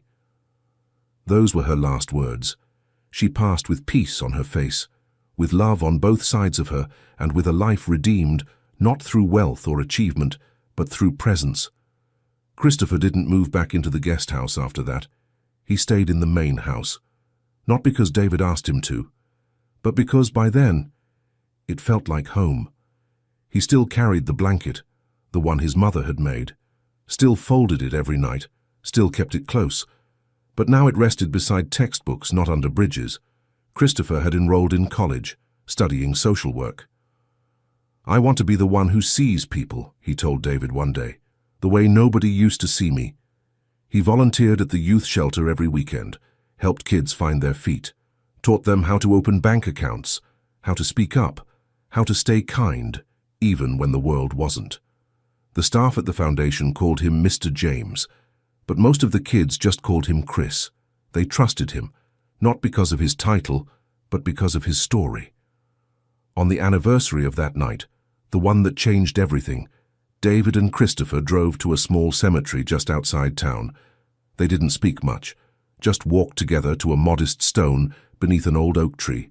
Margaret Scott, beloved mother. Kindness is the proof of love. David knelt down first, placed a single rose. Christopher stood beside him, holding something in his hands. A harmonica. The last thing his mother ever gave him. He hadn't played it since the night he nearly froze to death. But today, he did. He sat on the grass, eyes closed, breath slow, and played Amazing Grace. Soft, broken, full, the wind barely moved. The world just listened. David didn't speak, didn't wipe his tears. He just sat beside him, shoulder to shoulder. When the song ended, they stayed there for a while. Two lives that had once lived on opposite sides of a locked gate, now bound by something that didn't need words. Back at the foundation, A new boy arrived that evening, maybe 14, thin, quiet, hands buried in the sleeves of an oversized hoodie. He stood near the door, eyes darting between strangers. Christopher saw him from across the room. He walked over slowly, not with authority, but kneeled down to his level, offered his hand. "Hey," he said, "I'm Chris." The boy didn't answer. "That's okay," Chris said gently. "You don't have to talk yet." He stood and gestured down the hallway. "Come on, you're safe here." The boy hesitated, then followed. Some stories begin with a miracle. Ours began with a blanket, torn at the edges, threadbare, but wrapped in love. It was never about rescue. It was always about staying, when it was hard, when it was cold, when no one else stopped. Christopher James stayed. And because he did, a woman lived, a billionaire found his soul, and 100 more found a home. One act of kindness can change a life. Sometimes it changes two, and sometimes it saves them all. And if this story touched something in you, if it reminded you that kindness still matters, that broken people can become blessings, and that love still finds its way home, then stay with us. Here at Elevated Heart Stories, we don't just tell stories, we share moments that lift the soul. Stories that remind us of God's hand in the quiet places, of people who chose to stay when it would have been easier to walk away. So if your heart is still beating a little heavier than usual, if something inside you whispered, "Don't forget this," subscribe, like this video, and tell us in the comments where in the world you're watching from. Because maybe, just maybe, you've been the one who stayed, or you're still waiting for someone who will. We're honored to have you here. Until next time, this is Elevated Heart Stories, where love still lives and hope never leaves the room. They broke free from their father's hands and ran. The little girls who hadn't smiled or spoken in 18 months suddenly running, laughing, down a Manhattan sidewalk toward a homeless woman they'd never met. Their father stood there, frozen in shock, watching them throw themselves into her arms. Because for a year and a half, those girls hadn't touched anyone. Not since the day their mother died. What he didn't know was that this moment, this impossible moment, was about to change everything. It was a Tuesday afternoon in October. The city was loud, people rushing everywhere, car horns blaring, the usual chaos of Manhattan. And there he was, Andrew Smith, walking 3 silent little girls to another doctor's appointment, another specialist who probably wouldn't help, another failure waiting to happen. Lily, Chloe, and Ella, his daughters, 5 years old, triplets. For 18 months, they hadn't said a word, hadn't cried, hadn't laughed, not since their mother Sarah died in that car accident on the FDR Drive. Andrew had tried everything, every doctor, every kind of therapy, spent money most people would never see in a lifetime, Yale psychologists, specialists from Johns Hopkins, a clinic in Switzerland that cost $50,000 a week, but nothing worked. The girls just stared, walked when you moved them, ate when you fed them, but they weren't really there. It was like watching 3 little lights go out, one by one, and not being able to turn them back on. He was losing them, and he knew it, and that knowledge was crushing him. That afternoon, they passed a woman sitting on the sidewalk near 73rd Street. Homeless, older, worn jacket, quiet. Her name was Josephine. She looked up at the girls and smiled. Just smiled, nothing more. And something impossible happened.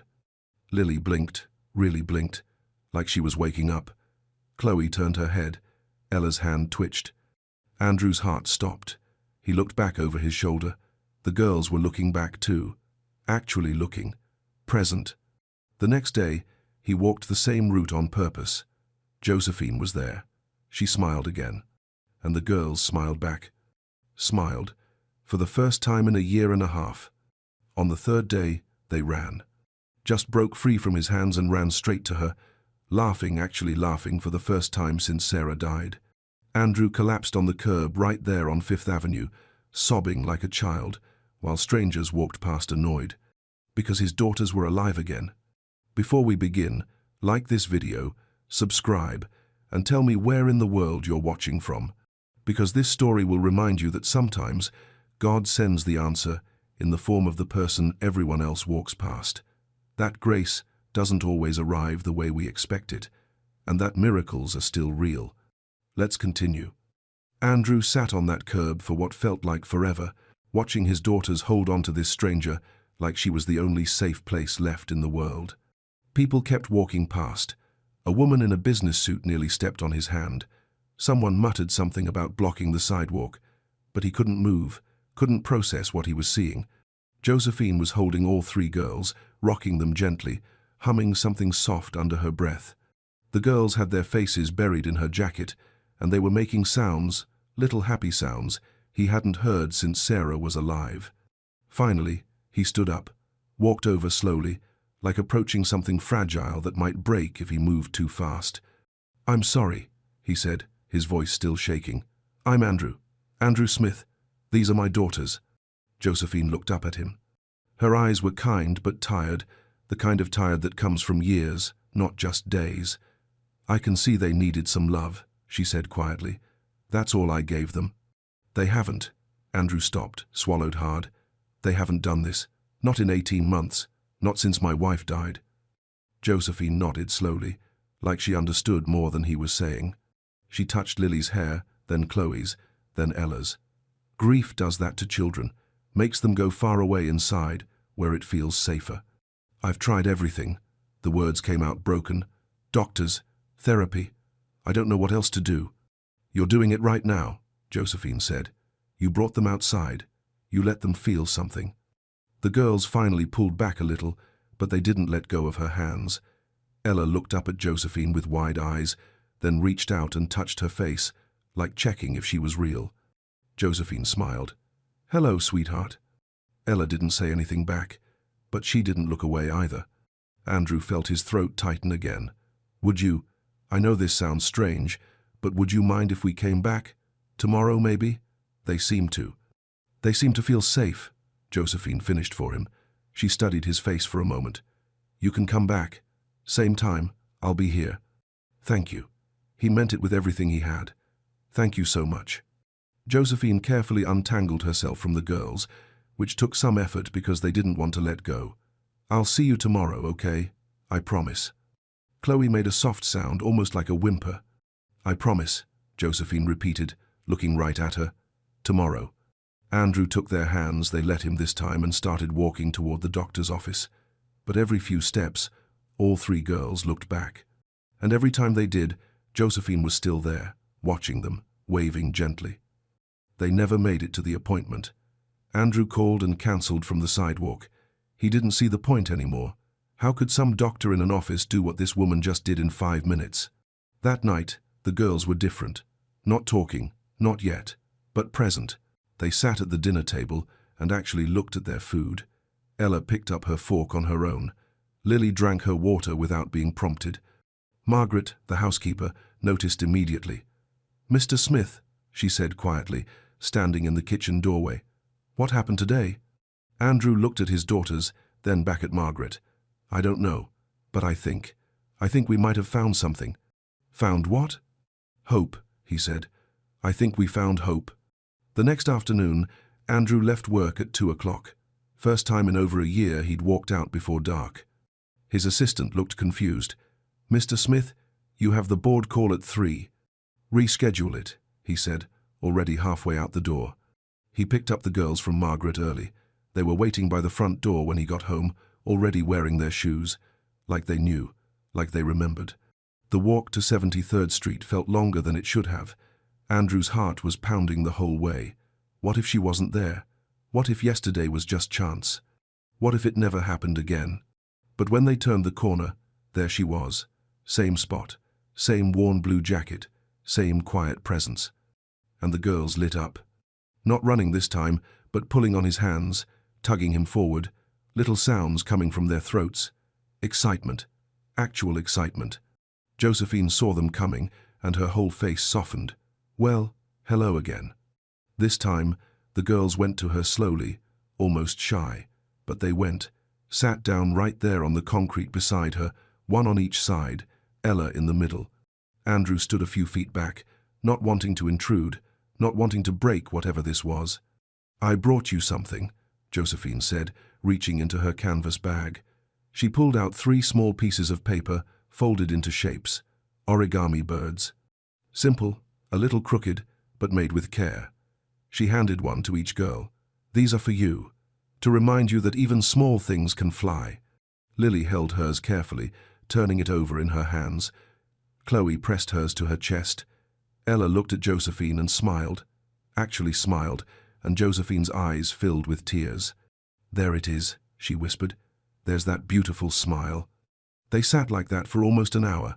Josephine talked to them about simple things, the weather, the birds she'd seen that morning, a dog that had walked by earlier with floppy ears. She didn't ask them questions, didn't push them to respond, just talked, like they were already friends. And the girls listened, really listened, leaning against her. Chloe even rested her head on Josephine's shoulder. Andrew watched, his chest tight with something he couldn't name. Gratitude, relief, fear that it might end. A man in a suit walked by and dropped a $5 bill into the small cup beside Josephine. She glanced at it but didn't pick it up, didn't move. The girls were more important. When it was time to go, Josephine touched each of their faces gently. "Same time tomorrow?" Ella nodded. Actually nodded. Andrew's breath caught. "Thank you," he said again. It was all he could think to say. "Don't thank me yet," Josephine said softly, looking up at him. "We're just getting started." Walking home, Lily reached up and held Andrew's hand tighter than she had in months. Not limp, not lifeless, holding on. That night, for the first time since Sarah died, Andrew didn't pour himself a drink after the girls went to bed. He didn't need to run anymore. He sat in the living room, holding one of the origami birds Ella had left on the table, and let himself feel something he'd almost forgotten. Hope. By the end of the week, it had become their routine. Every afternoon at 3 o'clock, Andrew and the girls would walk to 73rd Street, and Josephine would be there, waiting. She started bringing little things, a worn children's book she'd found at a shelter, colorful stones she'd picked up from the park. Once, she brought 3 dandelions, one for each girl, and showed them how to make a wish before blowing the seeds into the wind. Lily went first, closed her eyes tight, whispered something so soft Andrew couldn't hear, and blew. The seeds scattered into the autumn air. Chloe did the same, then Ella. Andrew watched his daughters make wishes again, something he thought he'd never see. On the 6th day, Chloe spoke. It was just one word, Jo, short for Josephine, but it was a word, a real word, from her mouth, her voice. Josephine's hand flew to her chest. Andrew had to turn away so they wouldn't see him crying. The next day, Ella said it too, Jo, then Lily, Jo. They had a name for her now, a name they chose. Andrew started staying longer each visit, sitting on the curb beside them, listening to Josephine's stories about growing up in the Bronx, about her late husband who used to sing to her, about the daughter she'd lost. One afternoon, she pulled out the photo she always carried, a young woman with kind eyes and a bright smile. "This is Grace," she said quietly, "my daughter. She struggled, with pain I couldn't fix, and one day she was just gone." Andrew looked at the photo, then at Josephine. "I'm so sorry." "Me too." She tucked the photo back into her bag. "But your girls, they've given me something to hold on to again, a reason to wake up smiling." Andrew felt something crack open inside him. This woman had nothing, lived in shelters, survived on spare change, and somehow she was the one giving. That night, lying in bed, Andrew couldn't stop thinking. Josephine shouldn't be on that street. She shouldn't be sleeping in shelters. Not when she was doing what 50 doctors couldn't do. Not when she was bringing his daughters back to life. He could fix this. He could help her, give her stability, security, a home. It made perfect sense.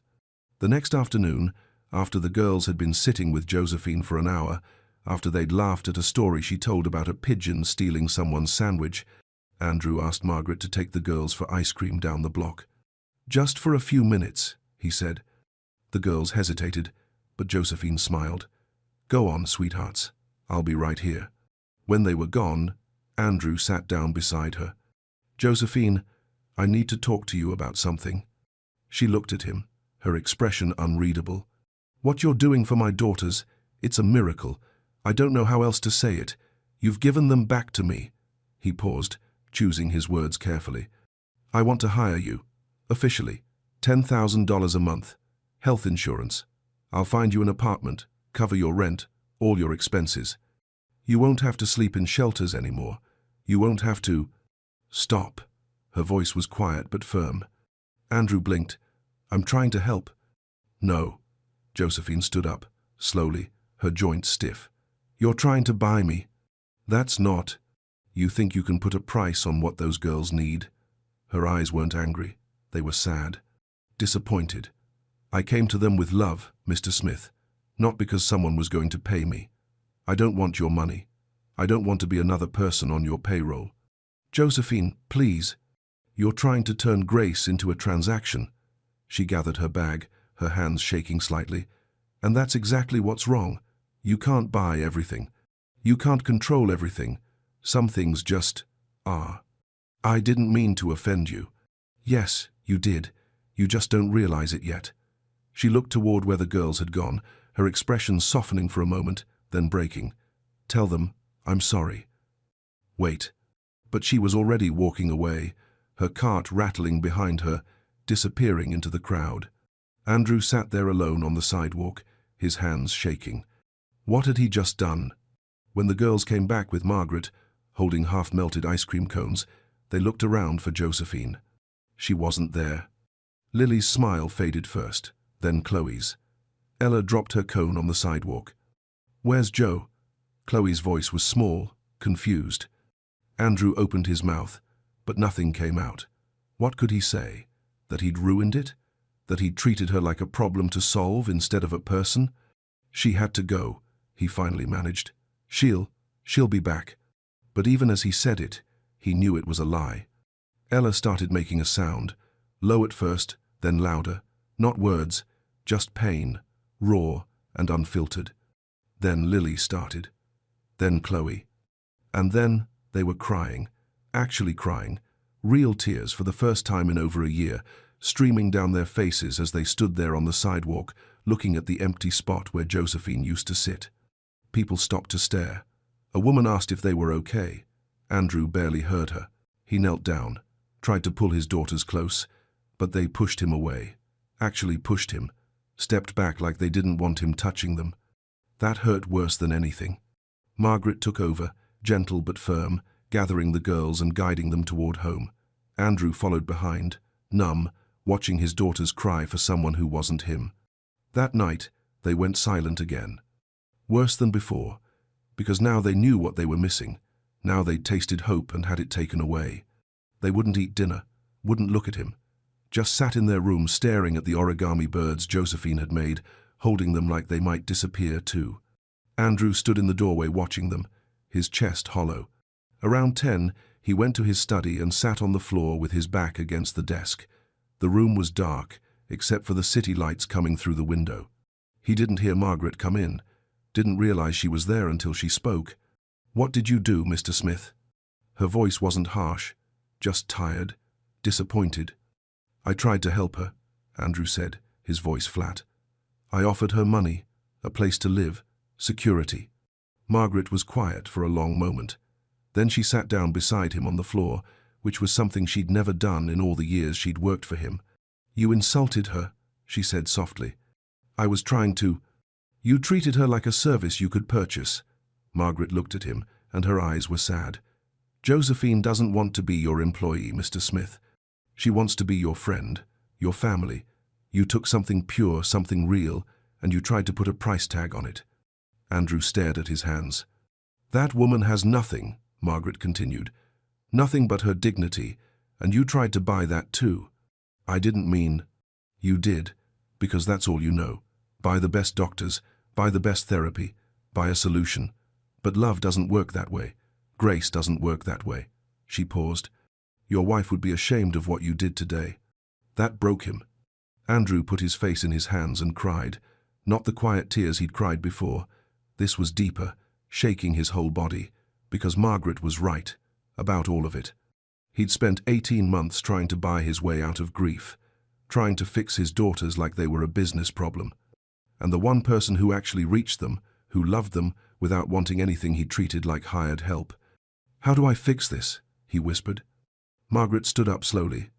"Not with your wallet, Mr. Smith. You're going to have to do something you haven't done in a very long time." "What?"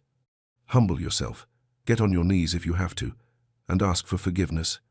Andrew didn't sleep that night. He sat in the girls' room watching them. They'd finally fallen asleep, but their faces were still tight, even in rest, little fists clutching those paper birds. Around 3 in the morning, he made a decision. The next day, he cancelled everything. Every meeting, every call, every commitment. "Tell them I'm unavailable," he told his assistant. "Indefinitely." She looked shocked. Andrew Smith didn't cancel things. He lived for work. But not anymore. He started searching that morning, went back to 73rd Street first. Josephine wasn't there. Asked the bodega owner on the corner if he'd seen her. "The lady with the cart? Nah, man, not today." Andrew walked 10 blocks, checking every corner, every alley. Nothing. He thought about what Margaret had said, that Josephine lived in shelters, so he started calling them, made a list, wrote down addresses. By noon, he'd been to 3 different shelters in Midtown. No one had seen her. At the 4th one, a woman at the front desk recognized her name. "Josephine Baker? Yeah, I know her. Sweet lady. But she hasn't been here in a couple days." "Where else does she stay?" The woman hesitated. "I'm not supposed to." "Please." Andrew's voice cracked. "I hurt her. I need to apologize. I need to make this right." Something in his face must have convinced her. She wrote down 2 more addresses. Try Holy Apostles, or maybe Covenant House in Hell's Kitchen. Andrew thanked her and kept going. It took 2 days. 2 full days of searching, calling, walking through neighborhoods he'd never been to, places his money had kept him away from his whole life. He saw things he'd never noticed before: people sleeping in subway stations, families waiting in line for food, children with worn-out shoes, and he realized how blind he'd been. On the 3rd day, someone at a soup kitchen said, "Try the community room at Covenant House. She likes to read there in the afternoons." Andrew's heart was pounding as he walked through the doors. The community room was modest, clean but worn, people sitting at tables, reading, talking quietly, and there, in the corner by a window, was Josephine. She was reading a paperback, her canvas bag beside her chair. Andrew walked over slowly. His hands were shaking. She looked up, saw him. Her expression didn't change. "Josephine," he said quietly, "I need to talk to you. I don't think—" He dropped to his knees, right there in front of everyone. People stopped talking, turned to look. "Please," Andrew said, his voice breaking. "Please just listen." Josephine stared at him, her book forgotten in her lap. "I was wrong." The words came out raw, honest, completely wrong. "I've spent my whole life believing money solves everything. Build a bigger company, make a bigger deal. But you can't buy love. You can't purchase belonging." He looked up at her, tears on his face. "I treated you like a problem to solve, like something I could hire. And I'm ashamed." Josephine's eyes softened, but she stayed quiet. "My daughters need you," Andrew continued. "Not because I'm paying you, but because you chose to love them, because you saw them when everyone else just walked past." His voice dropped to a whisper. "And I need you. I need to learn what you know, how to love without controlling, how to give without expecting." He took a shaky breath. "I'm not offering you a job, Josephine. I'm asking if you'll be part of our lives, as family, as a friend, not as someone who works for me, just as someone who belongs." The room was completely silent now. Josephine looked at him for a long time, studying his face, his tears, his brokenness. Then she reached down and touched his shoulder. "Get up, Andrew." She used his first name. That small thing felt like grace. He stood, waiting, barely breathing. "I'll come back," she said quietly, "but on one condition." "Anything?" "I'm not staff. I'm not help. I'm family." Her voice was firm but kind. "That means I sit at your table, not in the kitchen. It means the girls call me whatever they want. It means you don't get to control this with contracts or money. Are we clear? Crystal clear, Andrew whispered. And one more thing. Josephine stood up, looking him straight in the eye. You stop running from your grief. You stop hiding in work. Those girls need a father who's present. Not perfect, just present. Andrew nodded, unable to speak. When can you come? He finally asked. Josephine picked up her bag. Right now, let's not waste any more time. The ride back to the penthouse was quiet. Andrew sat in the front of the car, Josephine in the back. Neither of them spoke much. What was there to say? Everything had already been said on the floor of that community room. But as they got closer, Andrew felt his chest tightening. What if it didn't work? What if too much time had passed? What if the girls had shut down so completely this time that even Josephine couldn't reach them? They might not, he started, then stopped. Josephine looked at him through the rearview mirror. They will, she said simply, like she knew something he didn't. When they pulled up to the building, Andrew's hands were shaking so badly he could barely open the door. Margaret met them in the lobby. Her eyes went straight to Josephine, and something like relief washed over her face. Thank God, she whispered. Where are the girls? Andrew asked. Upstairs, in their room. They haven't come out all day. The elevator ride felt like forever. Andrew kept glancing at Josephine, looking for reassurance, but she just stood there, calm and steady, holding her canvas bag. When they reached the penthouse, Margaret opened the door quietly. The apartment was silent. Andrew's heart sank. That terrible, suffocating silence that had filled this place for 18 months. It was back. Let me, Josephine said softly. She walked toward the girls' room slowly. Andrew and Margaret followed a few steps behind, not wanting to intrude but unable to stay away. The door was half open. Inside, all three girls were sitting on the floor by the window, still holding those paper birds. They weren't playing, weren't moving, just sitting there, staring at nothing. Josephine stepped into the doorway, and Lily saw her first. Time stopped. Lily's eyes went wide, her mouth opened, and then she screamed not in fear, in joy, and scrambled to her feet. Chloe's head snapped up. Ella turned so fast she knocked over a book. And then they ran. All three of them, running across the room, their little feet pounding on the hardwood, voices, actual voices, crying out as they crashed into Josephine all at once. She dropped to her knees and caught them, and Lily looked up at her face, tears streaming, and said it. Josephine, we missed you. Complete sentence, clear, perfect, real. Andrew's legs gave out. He collapsed against the doorframe, his hand over his mouth, trying not to sob out loud. We missed you so much, Chloe was saying, her words tumbling out fast, like a dam breaking. Where did you go? Why didn't you come back? Don't leave again, Ella begged, her small hands gripping Josephine's jacket. Please, don't leave again. I won't, sweetheart, I promise. I'm here now. I'm here. Josephine was crying too, holding all three girls, rocking them gently. I'm so sorry. I'm so sorry. Margaret stood beside Andrew, her hand on his shoulder, tears running down her face. Andrew couldn't move, couldn't breathe, could barely process what he was hearing. His daughters were speaking. After 18 months of silence, 18 months of emptiness and fear and desperate hope, they were speaking. Josephine looked up at him from the floor, surrounded by his girls, and something passed between them. Understanding, forgiveness, family. Thank you, Andrew mouthed, but no sound came out. She nodded. She knew. The girls were talking now, all three at once, their words overlapping, incomplete thoughts spilling out like they'd been saving them up for months. We made pictures for you. Daddy was sad. Are you staying? Can you stay? Josephine touched each of their faces, memorizing them, like she couldn't believe this was real either. I'm staying. If your daddy says it's okay, I'm staying.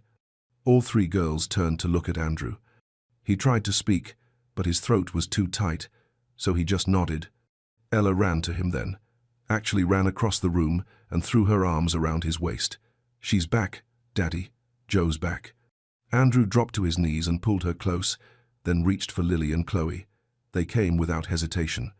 And for the first time since Sarah died, Andrew held his daughters while they cried not empty, silent tears, but real tears, the kind that wash things clean.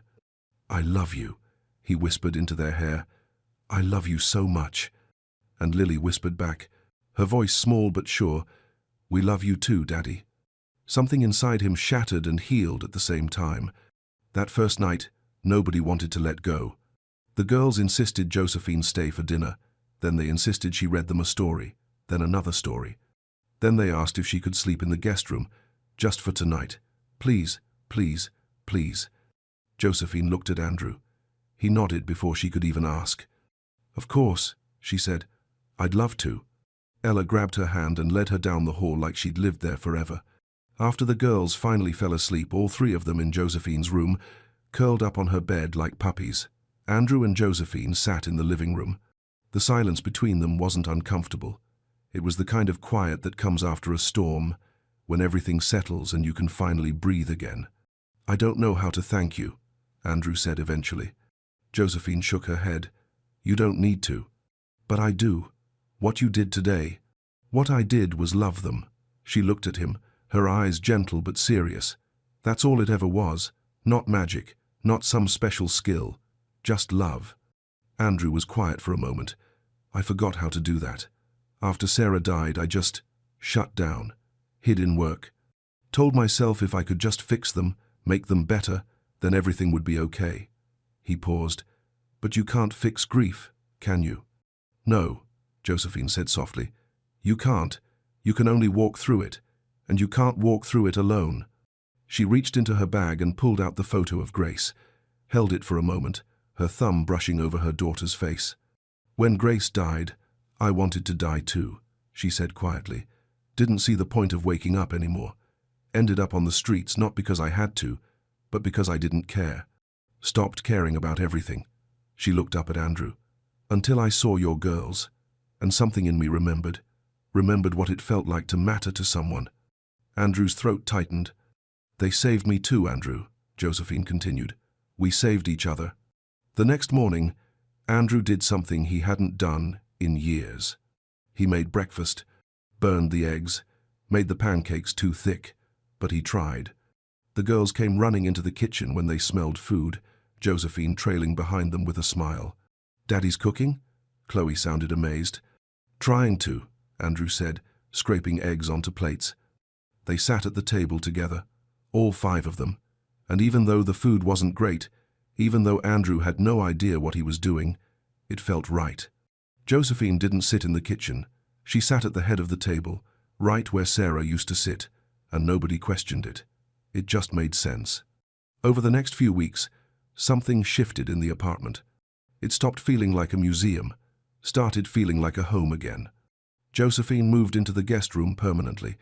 The girls helped her unpack her few belongings, a change of clothes, some books, the photo of Grace, and those paper birds she kept making. Every morning, they'd have breakfast together, real conversations. The girls' vocabulary was exploding, new words every day, full sentences, questions, laughter. "Why is the sky blue, Joe? Can we go to the park today? Daddy, watch this." Andrew started coming home at 6 instead of 9, started sitting on the floor with them while they played, started reading bedtime stories again, his voice shaking at first, then getting stronger. Josephine taught them simple things: how to water the plants on the balcony, how to fold napkins into shapes, how to say thank you and mean it. She sang old songs while washing dishes. The girls would dance around the kitchen, making up words they didn't know, and Andrew would watch from the doorway with his heart so full it hurt. One Saturday morning, 3 weeks after Josephine came back, they all went to Central Park. Andrew pushed the girls on the swings. Josephine sat on a bench nearby, watching, her face peaceful in the sunlight. Lily ran over to her, breathless. "Come, push us, Joe, please." And Josephine did, stood behind the swings and pushed each girl gently, their laughter rising into the autumn air. Andrew stood back and watched his family. Not the family he'd had, not the family he'd lost, but the family they'd become. That night, after the girls were asleep, Andrew found Josephine sitting by the window in her room, looking out at the city lights. "What are you thinking about?" he asked from the doorway. She turned, smiled softly. I was thinking how strange life is, how broken things can become beautiful again if you let them. Andrew nodded. He understood now. Healing doesn't happen in hospitals or therapy offices. It happens in kitchens, in quiet moments, in laughter over burned pancakes. It happens when someone loves you enough to stay. By mid-November, the apartment sounded different. Morning voices, doors opening and closing, footsteps running down the hall, the girls arguing over who got to help Josephine make breakfast. Normal sounds. Life sounds. Andrew would lie in bed some mornings just listening, his chest tight with gratitude. One evening, Lily brought him a drawing, a house with stick figures, 4 of them. She pointed to each one. "That's you, that's me, that's Chloe and Ella." She paused, then pointed to the 4th figure. "And that's Jo. She's family now, right?" Andrew's eyes burned. "Yeah, sweetheart, she's family." Lily nodded, satisfied, and ran off. Later that week, the girls asked about Sarah. They were sitting in the living room, all of them, when Chloe looked up at Andrew and said it. "Where's Mommy?" The question hung in the air. Andrew froze. He'd been dreading this moment, not knowing what to say, how to explain death to 5-year-olds who'd already been through so much. Josephine reached over and squeezed his hand. A silent message. "You can do this." Andrew took a breath. "Mommy's in heaven, baby. She had an accident, and she couldn't stay with us anymore." "Why not?" Ella asked, her voice small. "Sometimes things happen that we can't control, that we can't fix." His voice cracked. "I wish I could bring her back. I wish that every single day." "Does she still love us?" Lily whispered. "Oh, sweetheart." Andrew pulled her close. "She loves you more than anything in the world. She's watching over you, always." "Can she see us?" Chloe asked. "I believe she can," Josephine said gently. "And I think she's so proud of you. All of you." The girls were quiet for a moment, processing. Then Ella said, "I think she sent Jo to us, because she knew we needed her." Andrew looked at Josephine. Her eyes were wet. "I think you're right," he whispered. That night, after the girls went to bed, Andrew and Josephine stayed up talking. Really talking. About Sarah, about Grace, about loss and guilt and all the ways grief changes you. "I blamed myself," Andrew admitted, "for not being there that night, for letting her go to that event alone, for not protecting her. Grief makes us believe we had more control than we did," Josephine said. "I blamed myself for Grace too. Thought if I'd loved her better, tried harder, she wouldn't have needed those drugs. But pain isn't that simple, and neither is healing." "How did you survive it?" Josephine looked at him for a long moment. "I almost didn't, but then I realized Grace wouldn't want me to give up. She'd want me to find reasons to smile again. So I looked for small things. A kind word from a stranger, a warm day, a child's laughter." She paused. "And then I found your daughters, and they gave me a reason bigger than myself." Andrew nodded, understanding flooding through him. They sat in comfortable silence, watching the city lights through the window. "Thank you," Andrew said quietly, "for not giving up on us." "Thank you for coming back for me," Josephine replied. The weeks passed. Thanksgiving came and went, their first real family holiday. Josephine cooked a small turkey. The girls made decorations out of construction paper. Andrew attempted to bake a pie and failed spectacularly, but they ate it anyway, laughing. December arrived with the first snow. The girls pressed their faces against the windows, watching the flakes fall, their voices rising with excitement. "Can we go outside? Can we build a snowman?" "So." "Please, Daddy, please." Andrew bundled them up, hats, scarves, mittens, and they all went to Central Park together. The city was quieter in the snow, softer, like the world had gentled just for them. Josephine showed the girls how to catch snowflakes on their tongues, how to make snow angels, how to pack snow just right for building. Andrew helped them build a snowman, a lopsided, imperfect snowman with stick arms and a carrot nose. And as he stood back watching his daughters laugh and play, something settled inside him. They were going to be okay. Not because the pain was gone, not because they'd forgotten Sarah, but because they'd learned to carry it together, to let love in again, to trust that broken things could still become beautiful.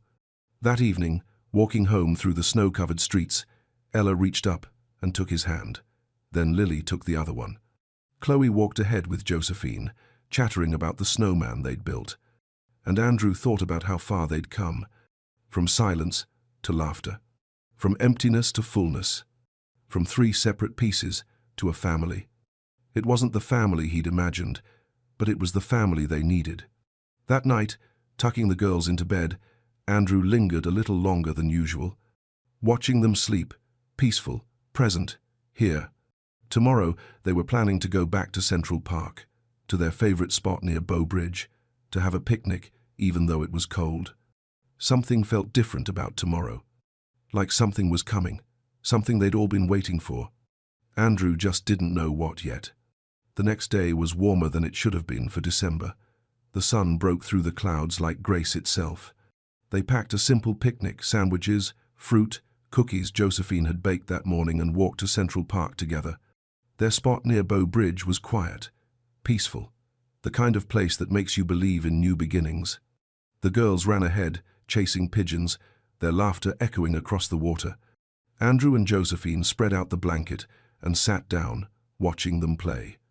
"They're really back, aren't they?" Andrew said softly. "They never left," Josephine replied. "They were just waiting for someone to meet them where they were." They ate lunch together, the girls talking non-stop, their words tumbling over each other in the way only children can manage. After they finished, Lily grew quiet. She stood up from the blanket and walked over to Andrew. She looked at him for a long moment, really looked at him, like she was seeing him clearly for the first time. And then she said it. "I love you, Daddy." Clear, strong, true. Andrew's breath caught. Time stopped. Then Chloe came over, stood beside her sister. "I love you, Daddy."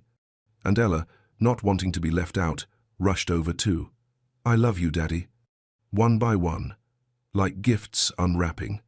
Andrew pulled all 3 of them into his arms and held them so tight he thought his heart might burst. "I love you too," he whispered, his voice breaking. "So much, more than you'll ever know."